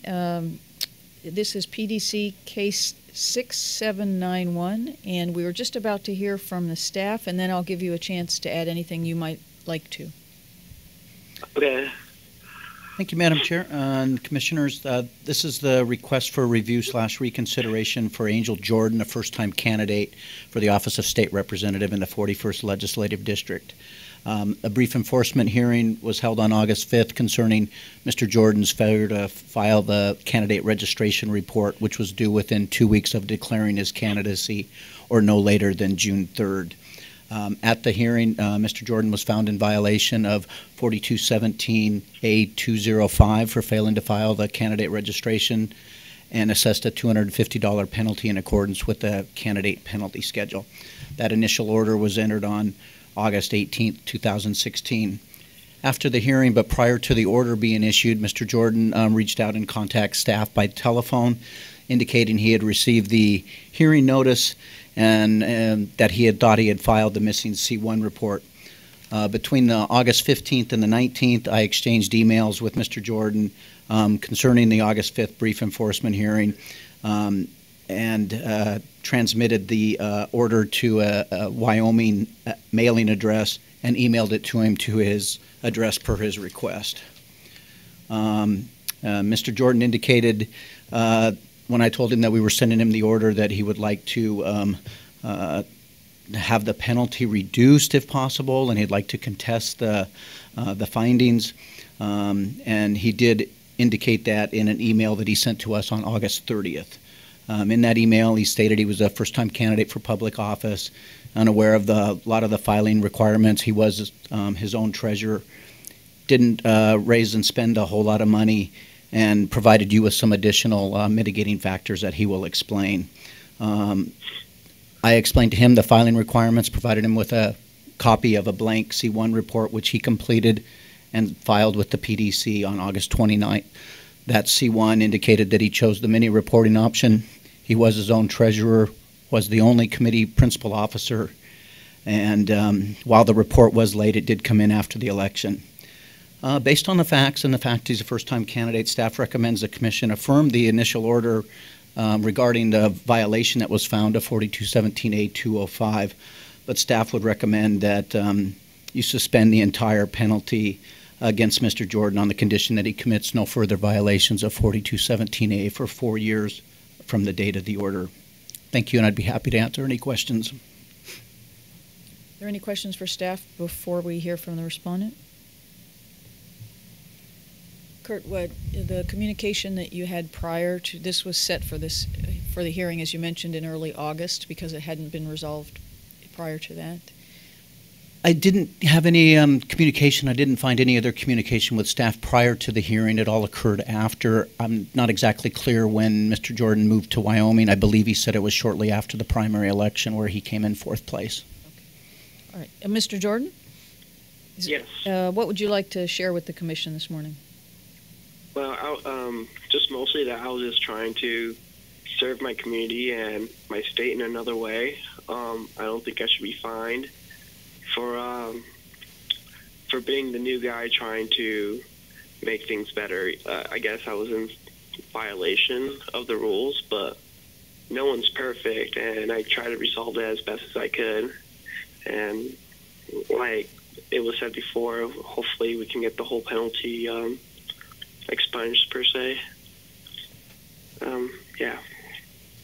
Mr. Jordan, did you receive any materials from the Public Disclosure Commission prior to this order? Like letters from you guys? Letters or emails? Yes. Or? I've received them before, but like a letter, but I didn't get around to it because I had my my annual training for the Army Guard, and at some point that letter got lost, and then by the time I remember what was going on, I already got fined, and yeah, that happened. So I did get a notice, but with a lot of things that were going on and being a first-time candidate, I wasn't sure how things were supposed to be approached. Okay. Any question by the commissioners? From the commissioners? All right. So I'll entertain a motion, and your options are to move that we reconsider the decision, affirm it, amend it, or set it for further hearing, or vacate it entirely. And the staff has put forth a recommendation that we affirm it but suspend the penalty. Well, I'll make a motion regarding PDC case 6791, and that is that we affirm the decision finding the violation, but suspend it, amending the order as recommended in the staff report. Is there a second? Second. All right. Any further discussion? All those in favor, please indicate by saying aye. Aye. And there are no opposed and no abstentions. I'm opposed. Oh, you are opposed. Please, is there anything you want to add? No, I just think I think Mr. Jordan just pretty much disregarded everything that we expect a candidate to do and that the state of Washington expects a candidate to do, and there are consequences. And That's my position. And I tend more toward I would have imposed a modest fine, but I'm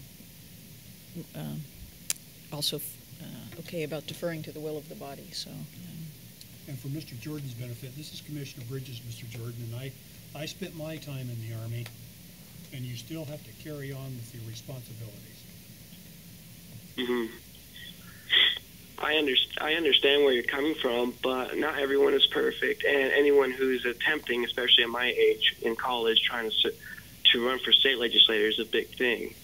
I mean, running in everything independent is not the easiest thing in the world, along with working and trying to run a campaign as best as you could. I'm just trying to have people see it from my perspective as a person actually running it on a fixed income, just wanting to make government smaller and not have them, not having government be big. I was just trying to do what every citizen is supposed to do and be involved in their legislative process. Okay. And people make mistakes. Some mistakes are bigger than others, but we also have to consider if these violations were on purpose. All right. Thank you, Mr. Jordan. Mm-hmm. Thank you. So it was moved, seconded, voted, so that motion carries 3-1. And Mr. Jordan, I think that's all we need from you. There'll be follow-up correspondence. Does the staff have an accurate mailing address for Mr. Jordan? I do. I'll mail it and also email it to you to the addresses that I'd previously corresponded, and that'll indicate that the penalty has suspended pending no further violations for 4 years, Mr. Jordan. Sounds good. Thank you. All right. Thank you, Mr. Jordan. We're going to sign off now.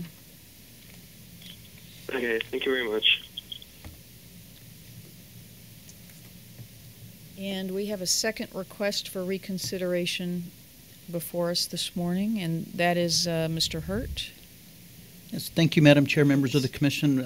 William Hurt is PDC case 6786, requesting a reconsideration of the initial order by the Commission. Mr. Hurt is a candidate that was seeking the office of governor in the 2016 election. He finished third in an 11-way primary contest and will not be appearing on the general election ballot. Similar to the last case, the hearing was held on August 5th, which the presiding officer found 2 violations, 4217A 205 for failing to file a C1 report and 4217A 700 for failing to file the F1 report. Both of those reports were due no later than June 3rd. And Mr.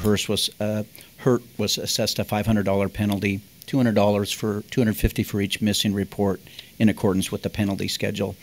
That order was entered on August 18th.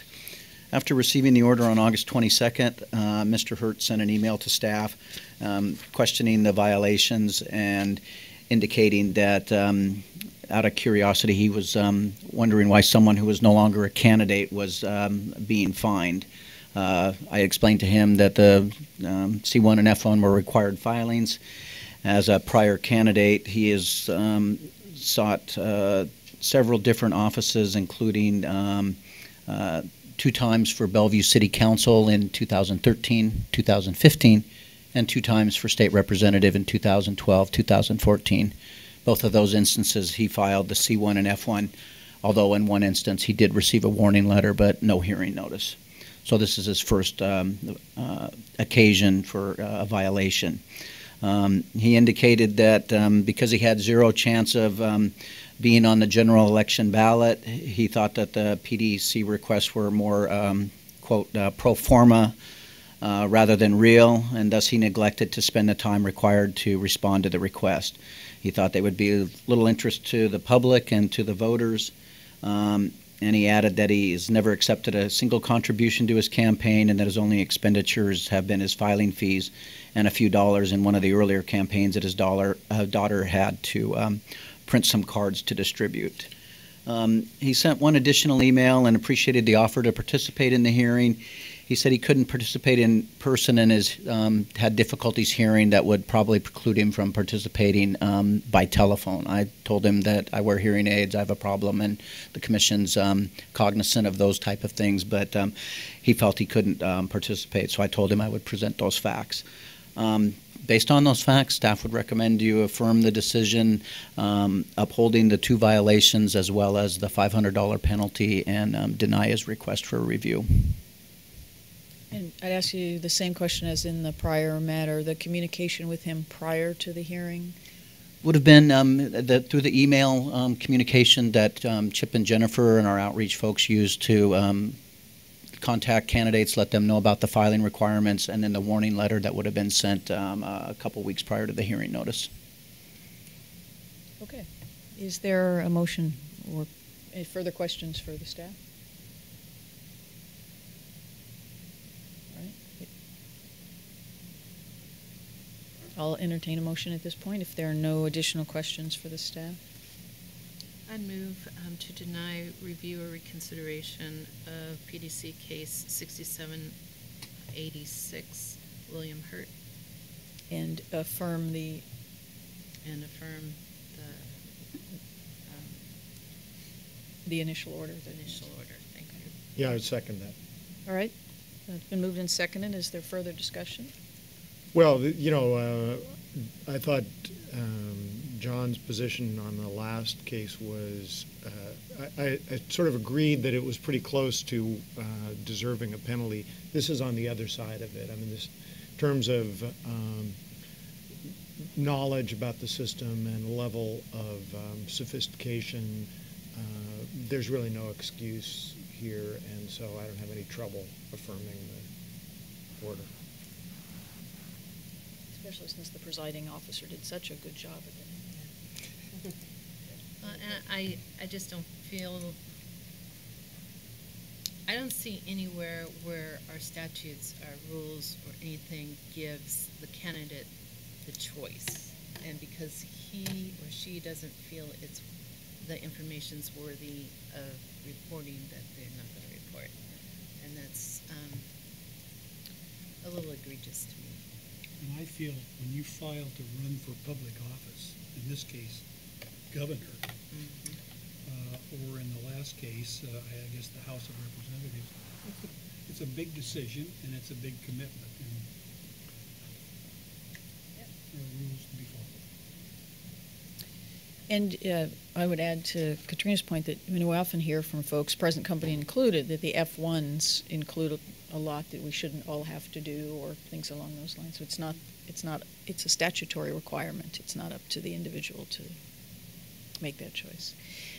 All right, so it's been moved and seconded. All those in favor of affirming or denying the request for reconsideration and affirming the initial order that was entered in on August 18th, please indicate by saying aye. Aye. Any opposed? Any abstentions? All right, that carries. Thank you, Kurt. Thank you very much.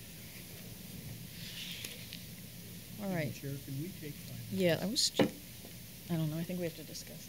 Yes. Let's take a 5-minute recess and then, and then we'll come back and discuss the legislative proposals. So we'll be off the record for 5 minutes.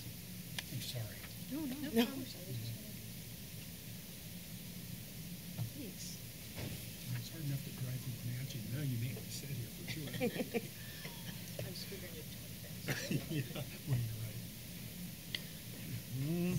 Got paper copies of the. Really appreciate that. All in favor of the tree killing? That's it. Let it begin. Each one is. Yeah, each one is a different bill.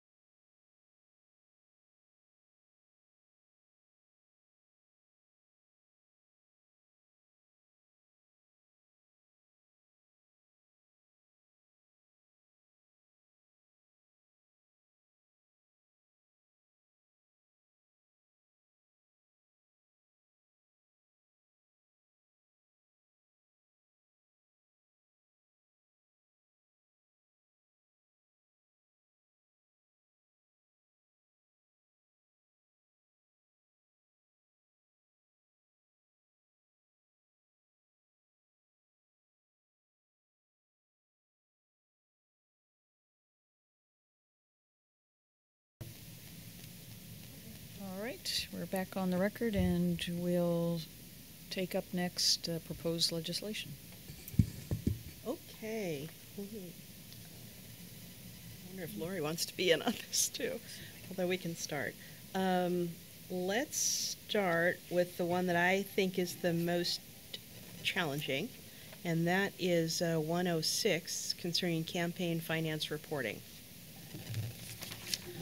So, as you will recall, we had a couple of goals here that we were trying to achieve. One is to eliminate the reports that seem to catch campaigns off guard regularly, and that is the 7 days before the election and 21 days before the election special reports. The other goal is to have year-round accelerated reporting within short time periods for contributions of $10,000 or more. This is going to be most impactful on initiative committees and political committees because most candidates can't have a contribution of $10,000 or more unless it's coming from a political party. The other things that we were working on with this was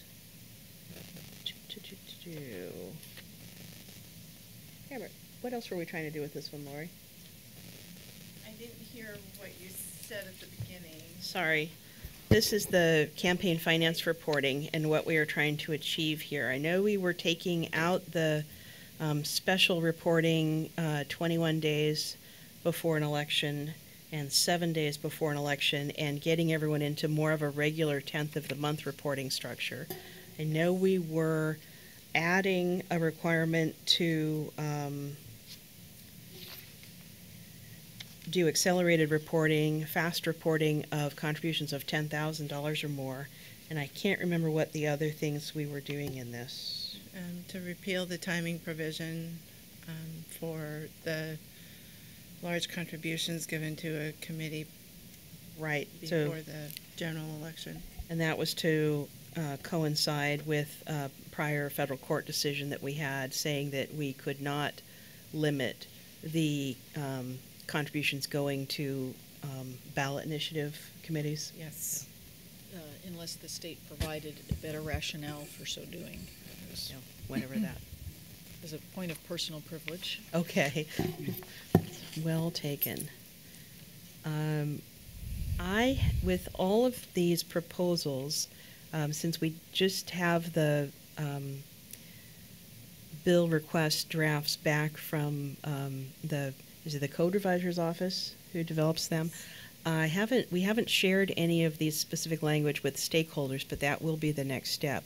What I have done when I was meeting with a few legislators a couple of weeks ago in Central and Eastern Washington, I have discussed the concepts that we are working on for agency request legislation, and so far I've gotten, I wouldn't say wild enthusiasm back, but sort of nods and that all sounds reasonable to me, and when you have drafts, share them with me and we can talk about sponsorship. So the preliminary work that we've done, I've had good, reasonable responses from people, and then our next steps would be to share these out with the stakeholders. In terms of what stakeholder interest I expect on this one, the campaign finance reporting, I would expect that most campaign people who handle individual candidate campaigns will be very pleased with these proposals. Initiative sponsors may or may not be because of the accelerated reporting of the $10,000 or more, but I think it's quite reasonable, especially because over the last year in particular, I've read numerous news articles about where is this money coming from, where is this group getting their funding, and I think that the initiative campaigns in particular are, they're so hard to figure out where the funding is coming from, since it can be coming from PACs and it can be coming from individuals out of state, that the accelerated reporting will be a help in that arena. And that was our primary goal in that regard, not just initiative, but referenda campaign as well, because the money is in such larger quantities, and is oftentimes from out of state. Yeah, the money is sky high, and it's probably going to continue. California, I think, has, 17 initiatives coming up this fall, and a lot of those will just, fly north next. Even for ballot initiatives, while it may be a mixed bag, it seems like it's an easier regime to systematize than it is with these sort of odd dates that float around. Yeah, the 21-7, Bill Lemp did what turned out to be a really good, just a little process over the summer. We were randomly checking on campaigns for legislative, county office, and statewide, and he'd draw 3 at a time. I have a basket on my desk with all the campaigns listed out, and he would just look at what's the reporting showing. And what was very interesting, most were generally in compliance, a few not. But the thing that seemed to really catch people out was the 21 days before the election, especially this time in July. So they had reporting on the 10th of July, which was the regular reporting. Then they had to report a different report on the 11th because it was 21 days before the primary. It's a real gotcha. And we get people complaining, saying, oh, they didn't put this in their 21-day report. Mm-hmm. So this will be helpful. And it's, as we continue to try to streamline and robustly enforce while making it understandable and fair, this is, I think, a really good thing for us to be doing. So. I think so. I feel good about this. I just want to check the council. We've had AAG review on the bill's draft. We haven't, drafts. But we will. Okay. They're the last to know, right? Yeah. Well, we wanted to make sure we had your final approval before we take it to that step. Yeah. And the governor's office won't take them without comment from stakeholders or without review of council. Right. So just put these on your plate for sooner rather than later? Yep. We'll get it done.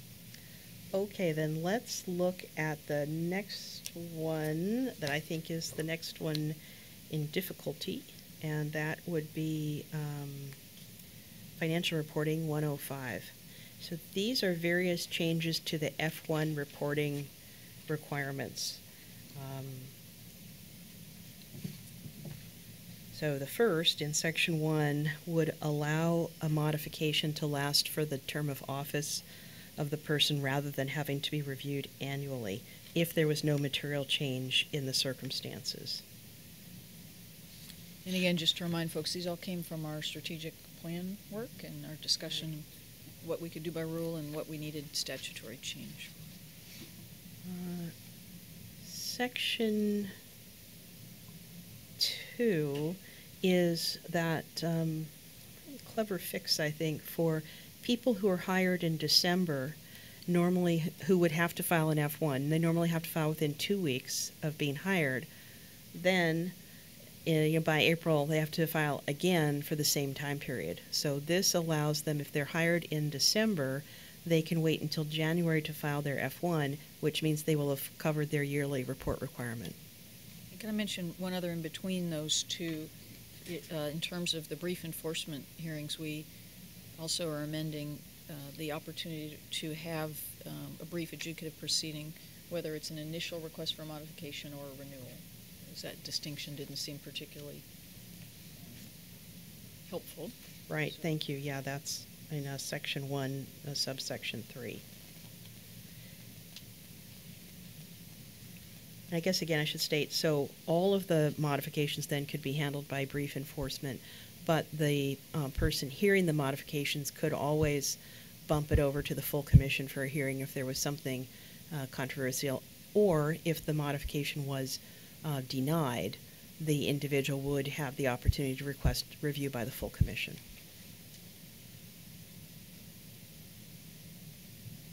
Let's see, Section 3.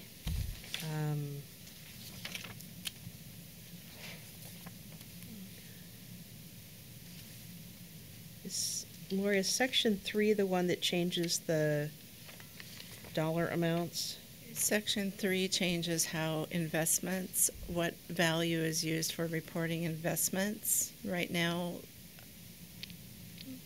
the highest value of an investment during the reporting period has to be disclosed, and this will allow the filer to use the year-end value instead if the investment is still held on December 31st, or for any investment that isn't held on December 31st but had been held earlier in the year that has to be disclosed.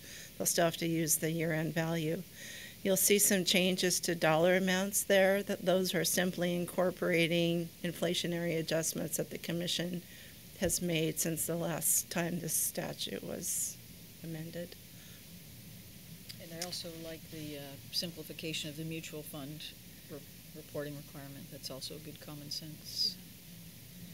This one also Yes. has on page 6 something that we have tried to achieve in prior legislation, and that is that judges, prosecutors, sheriffs, or their immediate family members, if they would have to disclose real property, and that property is the personal residence, then they can list the city and or town of that residence rather than listing the mailing address.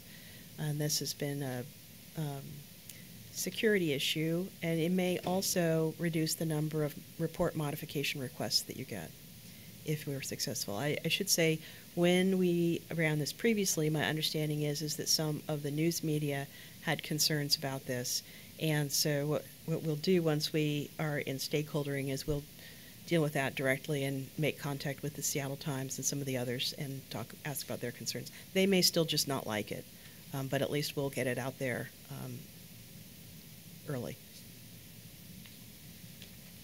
This also, on the next page, page 7, shows you that the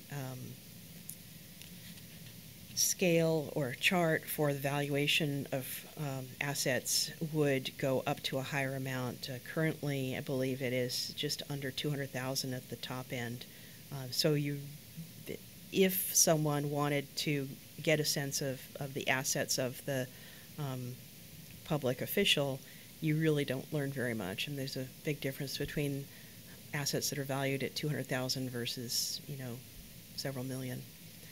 The city of Seattle has an even higher asset spread. They go up to $5 million. But I think for our statewide, this is a good chart. Yeah. Yeah. It was for me. And then the section 4 is completely for Chair Levinson. Section 4 adds to the enforcement options for the commission that the commission may order the respondent to take specific action to comply with the campaign finance laws, so that you would not have to say you are ordered to cease and desist from violating the requirement that you file a report. You could just say, you have to file a report. That would be nice. Hope that's not too radical. On the judges, prosecutors, and sheriffs modification, I assume that our track record is whenever they ask for that, we do it. Yes. So we've probably got dozens, if not hundreds, that would fall under this, and it just. I don't know what the numbers are, but yeah, and I We've had quite a few from judges in the time. quite a few, yeah. And I think we should collect that information. When I was talking with one of the legislators, he said, so pretty much you've already been doing this, right? It's just that you have to do it on a order-by-order, request-by-request basis. And I said, yeah, that's pretty much true. The other thing I'd say I heard last year from folks is there are other people who would like to be excluded. So there were some media folks who would prefer there be no exclusions, and then there were some others who would prefer it be broader. Katrina? And on the flip side of this, there are people that will not run for office. Right. Good people that will not run because of their fear of retaliation by former clients, customers, whatever you Parties. wanna call Yep. them. So it may open up the door for some to go ahead and run. It may. I'll tell you, I have. I do think that most people, especially if they do anything online, you really can find an awful lot of information very easily about people. But as I've said in other arenas, we don't have to make it easy for the bad person to make use of this information. this is a reasonable request, and I don't feel that it limits the knowledge that an individual citizen would like to have about their elected officials. They would still know the value of the assets that they own, even if they don't know the street address of their home. All right, let's move to the last one. Okay, well, the last one is our inflationary amounts. And what we had talked about was basically taking two amounts out of the regular inflationary increase, and that is the amount for a threshold for reporting. I'm going to say it wrong. Is it it's electioneering communications and independent expenditures at $1,000? Independent expenditures. The commission doesn't, and that was the reason to freeze that amount, because the commission doesn't have the ability to adjust the electioneering communication disclosure threshold. It's currently at $1,000, but the commission does have the ability, and actually they're required to consider adjustments to the independent expenditure disclosure threshold, which now is $1,000. And staff thought it would simplify things just to have both amounts be the same. And then the other amount is the amount of cash contribution that a campaign can accept in currency, and we would freeze that at $100 rather than having that increase. And that's in part because in our experience in working with campaigns, cash is really very difficult to manage, and having larger amounts of cash coming in is not particularly likely to result in better record keeping. Yeah. And there's no value in going up to $106 and $109. Or even $110 or $125, right? That's 100 is a nice level. Okay. All right, any other questions on the proposed legislation? Are folks comfortable with staff proceeding? All right, great. Thank you. Good. Nice Good work. So, staff reports. Do you want, should we switch the order and have the communications and training officer? Sure. So we don't need any further action on these? At this point, we're moving them forward for stakeholder process. Do you need a formal motion for that? What have we done in the past? Yeah, we're not adopting them today. No. We're just giving them the. I think they just give a thumbs up. Yeah, I Okay. think we're good. I don't have anything to add to my written reports. Things are going well. Okay. Well, then I will add in something I was going to cover in the executive director report, and that is, much to my dismay and delight, Lori Anderson will be leaving the PDC as of November 1st. And my delight is because I know she's looking forward to working on rules and being a regulatory analyst at the Department of Early Learning. And I know that they will really benefit from her skills and abilities. And of course, my dismay is that we will not have her skills and abilities, which are considerable, and all of her knowledge. And she is one of the nicest people you could ever hope to work with. So it's a real loss for us. It's a great ad for DEL. And it's exciting for Lori to be doing something new and being able to, take her career in a direction that she's really excited about. And we will be partying and congratulating her probably throughout the entire month of October. But she's also got a lot of stuff that she's going to try to finish up before she goes. I don't believe there's any record. Janice, are any minutes indicating we have approved this? Yeah, I was going to say, unlike proposed legislation, this That's does right. require. Not just a thumbs up. Don't know what to say. I'll be here for the next meeting. All right. So Because we we're should- keeping her really, really busy until she leaves. So she's got a lot of rules that she's working on, and we're going to be a stakeholder in the legislation and finishing evaluations. And there's Lori has a list of a lot of things. Yeah. So And it's been a long, happy life. It seems like a life at the Public Disclosure Commission. I just finished 17 years, and for those of you who have been through campaigns here or there, just think about 17 years of living in a perpetual campaign. And so I am really looking forward to growing with the Department of Early Learning. They're a new agency, relatively speaking, and it's a mission that I firmly believe in, and I'm very excited to be able to focus on rules.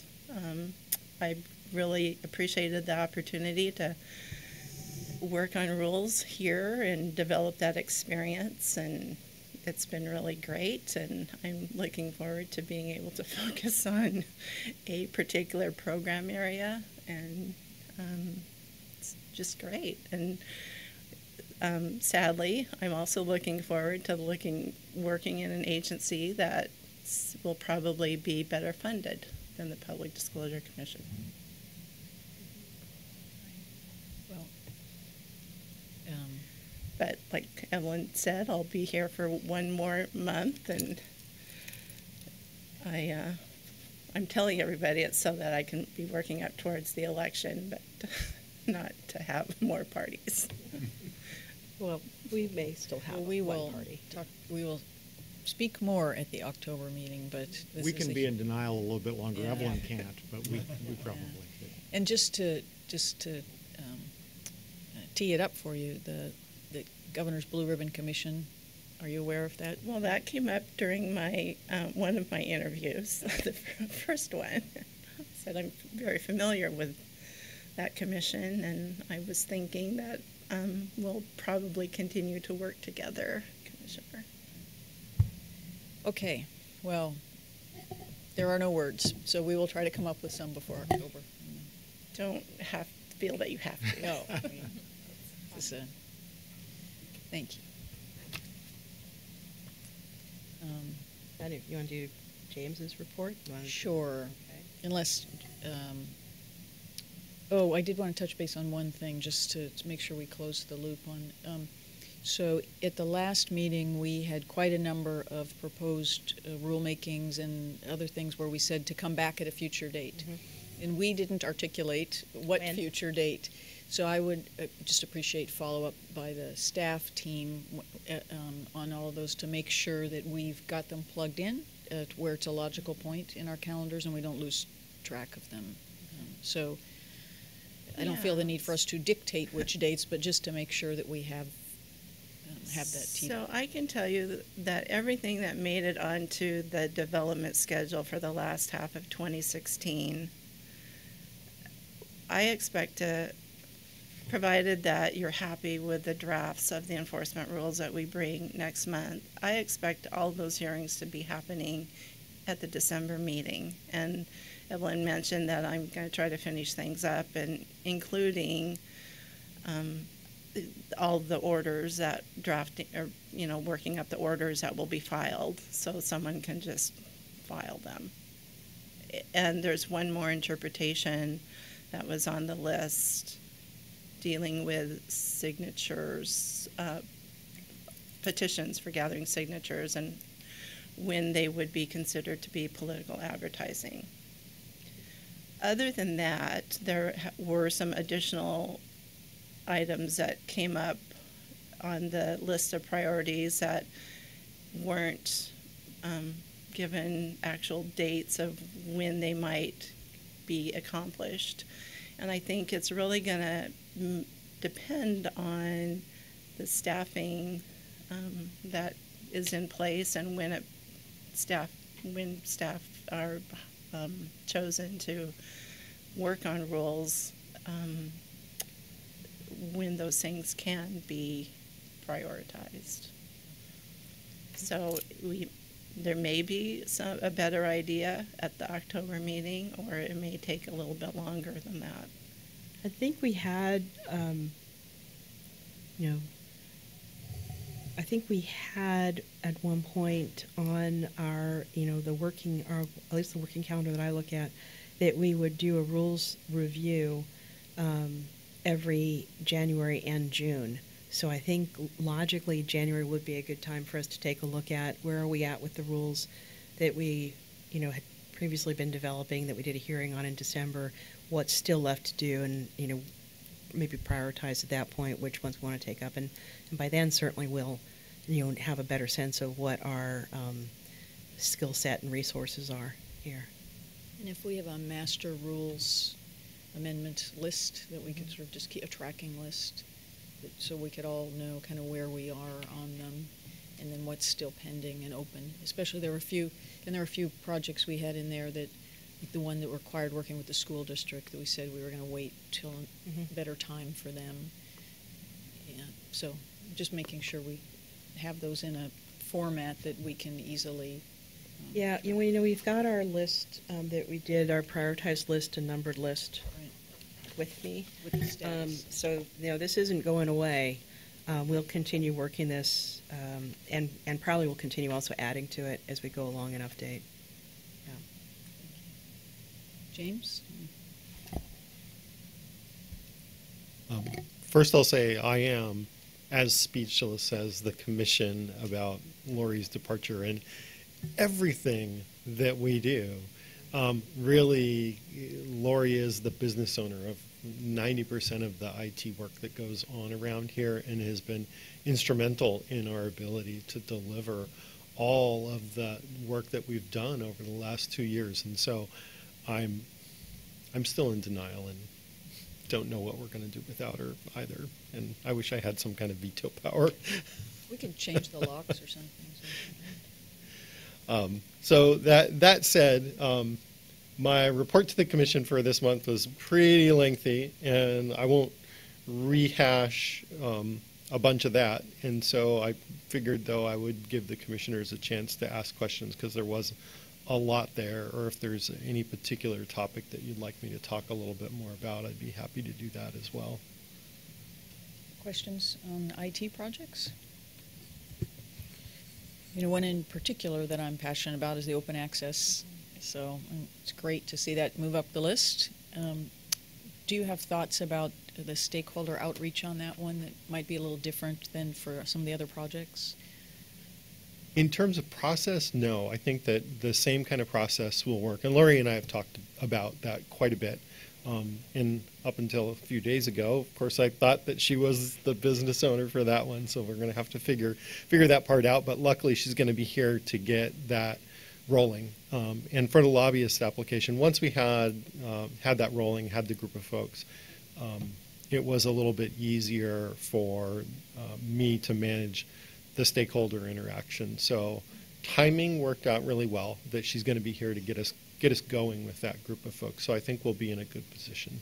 I think for that project in particular, there may be some other voices that would be great to have in the mix who are doing this kind of work nationally, or who have sort of really good technical expertise on open access, in addition to our regulated community, so we know what's possible now.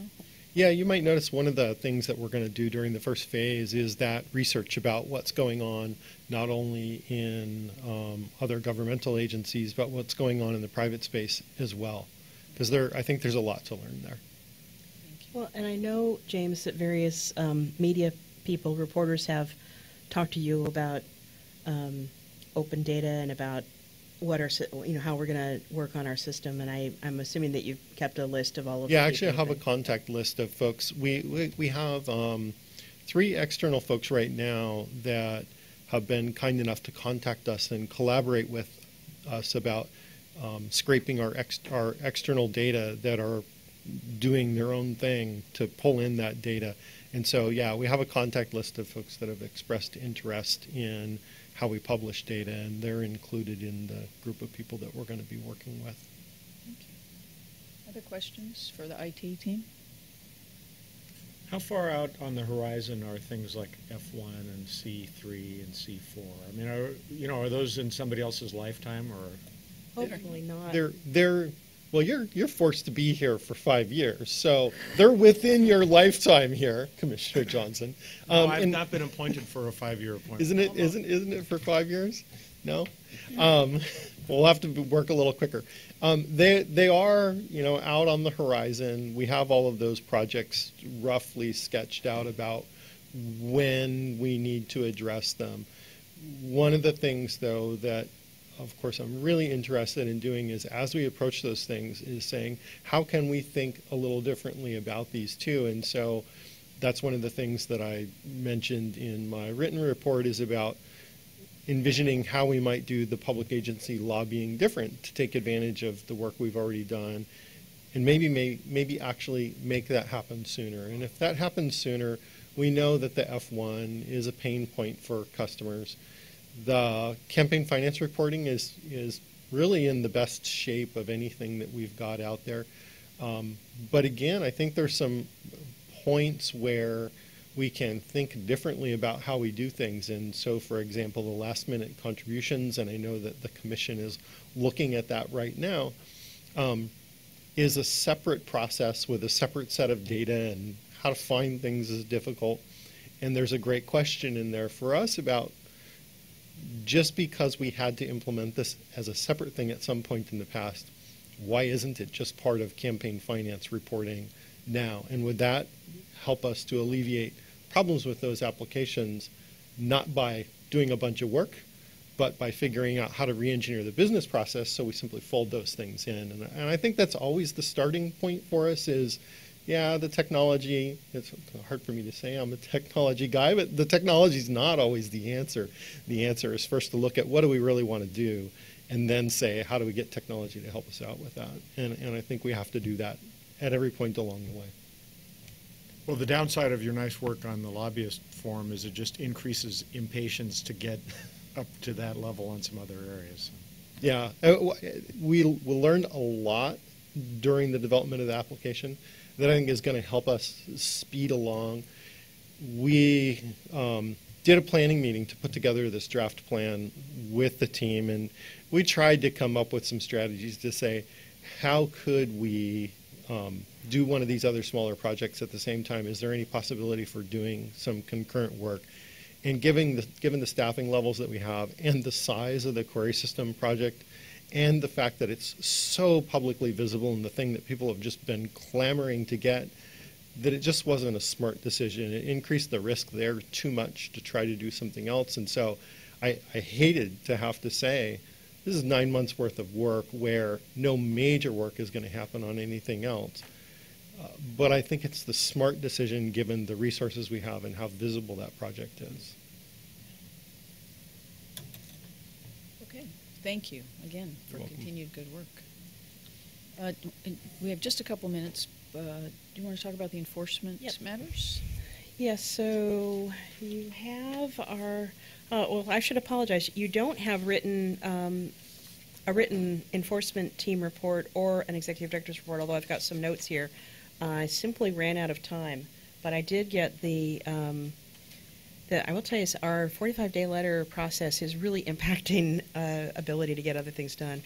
But you have the September list of open enforcement tickets. It's 31 matters right now, so it's up a little bit.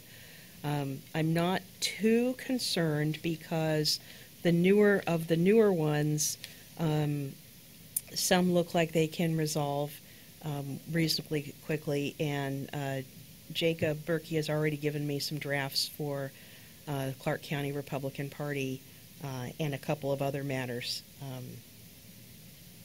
So we'll stay on top of things. Our oldest matters, let me go over those. So the Benton County officials, I've talked about this before. This is a big case because there are so many officials named. But Kurt has done an excellent job, has pulled it all together, and it's now with our AAG for review. So we do anticipate that coming back to you in January. It'll be nice to get that off the table.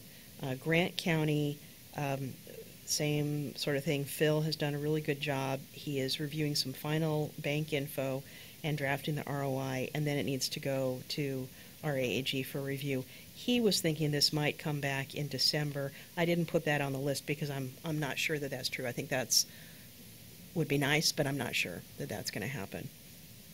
Benton County Democratic Central Committee, we have been working on the deferred enforcement documents, and we've done a couple of edits, and they're back in my inbox for a final review, but we're hoping we can get that done by the end of this month. And by get that done, what I mean is we'd have the documents in a good enough shape that the chair could review them and say, yes, go ahead with the deferred enforcement, or I don't think so, and in which case we would then set it up for a hearing. And just for your information, the deferred enforcement was one of the options that you had developed last year. We haven't tried it yet, so this is the first time. And what it would be is to say to the individuals, you violated some requirements, but you're doing so well now and everything's getting done that we're going to give you a year to bring everything to perfect. And if you do that, then this complaint will be dismissed. If you don't, then the complaint comes right, to fruition, and we'll schedule you for a hearing. So that's what we're working on. Whatcom County officials, this one I had hoped and still may hope that we can get this on the calendar for the October meeting.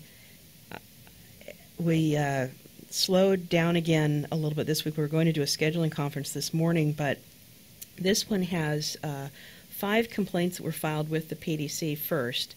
Then there were 5 45-day letters filed. Then there were 6 more complaints filed. And the difficulty is sort of sorting through the different options. We have finalized our investigation. We've finalized all the documents. What we have to figure out now is what is the process that we're using to bring it to you? Is it scheduling it for a hearing with, if possible, stipulated facts? Is it the 45-day letter, and what is our risk? We don't want to leave something not dealt with, because in this case, the parties who have filed the 45-day citizen action letter have also filed actions in Skagit County. They are on hold pending what the PDC does, but they are motivated, and they care deeply. They're very motivated, not so much by this particular issue, but they are motivated by not having more jail facilities in their county. So we do anticipate that if there is something to file a citizen complaint on, that there will be one filed. Mark Bolt, again, Kurt has got this just about done. There's one additional record that we're asking him to try to nail down about one part of the complaint. But we do expect that to be ready to come to you in January. The clear ballot choices, Tony Perkins has, it's just about done. He's been a little bit delayed in finishing it because of the 45-day letters that he's been working on. But he thinks that it will go to a brief hearing. My guess is probably in possibly November, but definitely in December. And the Mike Wilson matter should be taken care of. I think that one's going to either be warning letters, and that should be taken care of by the end of this month.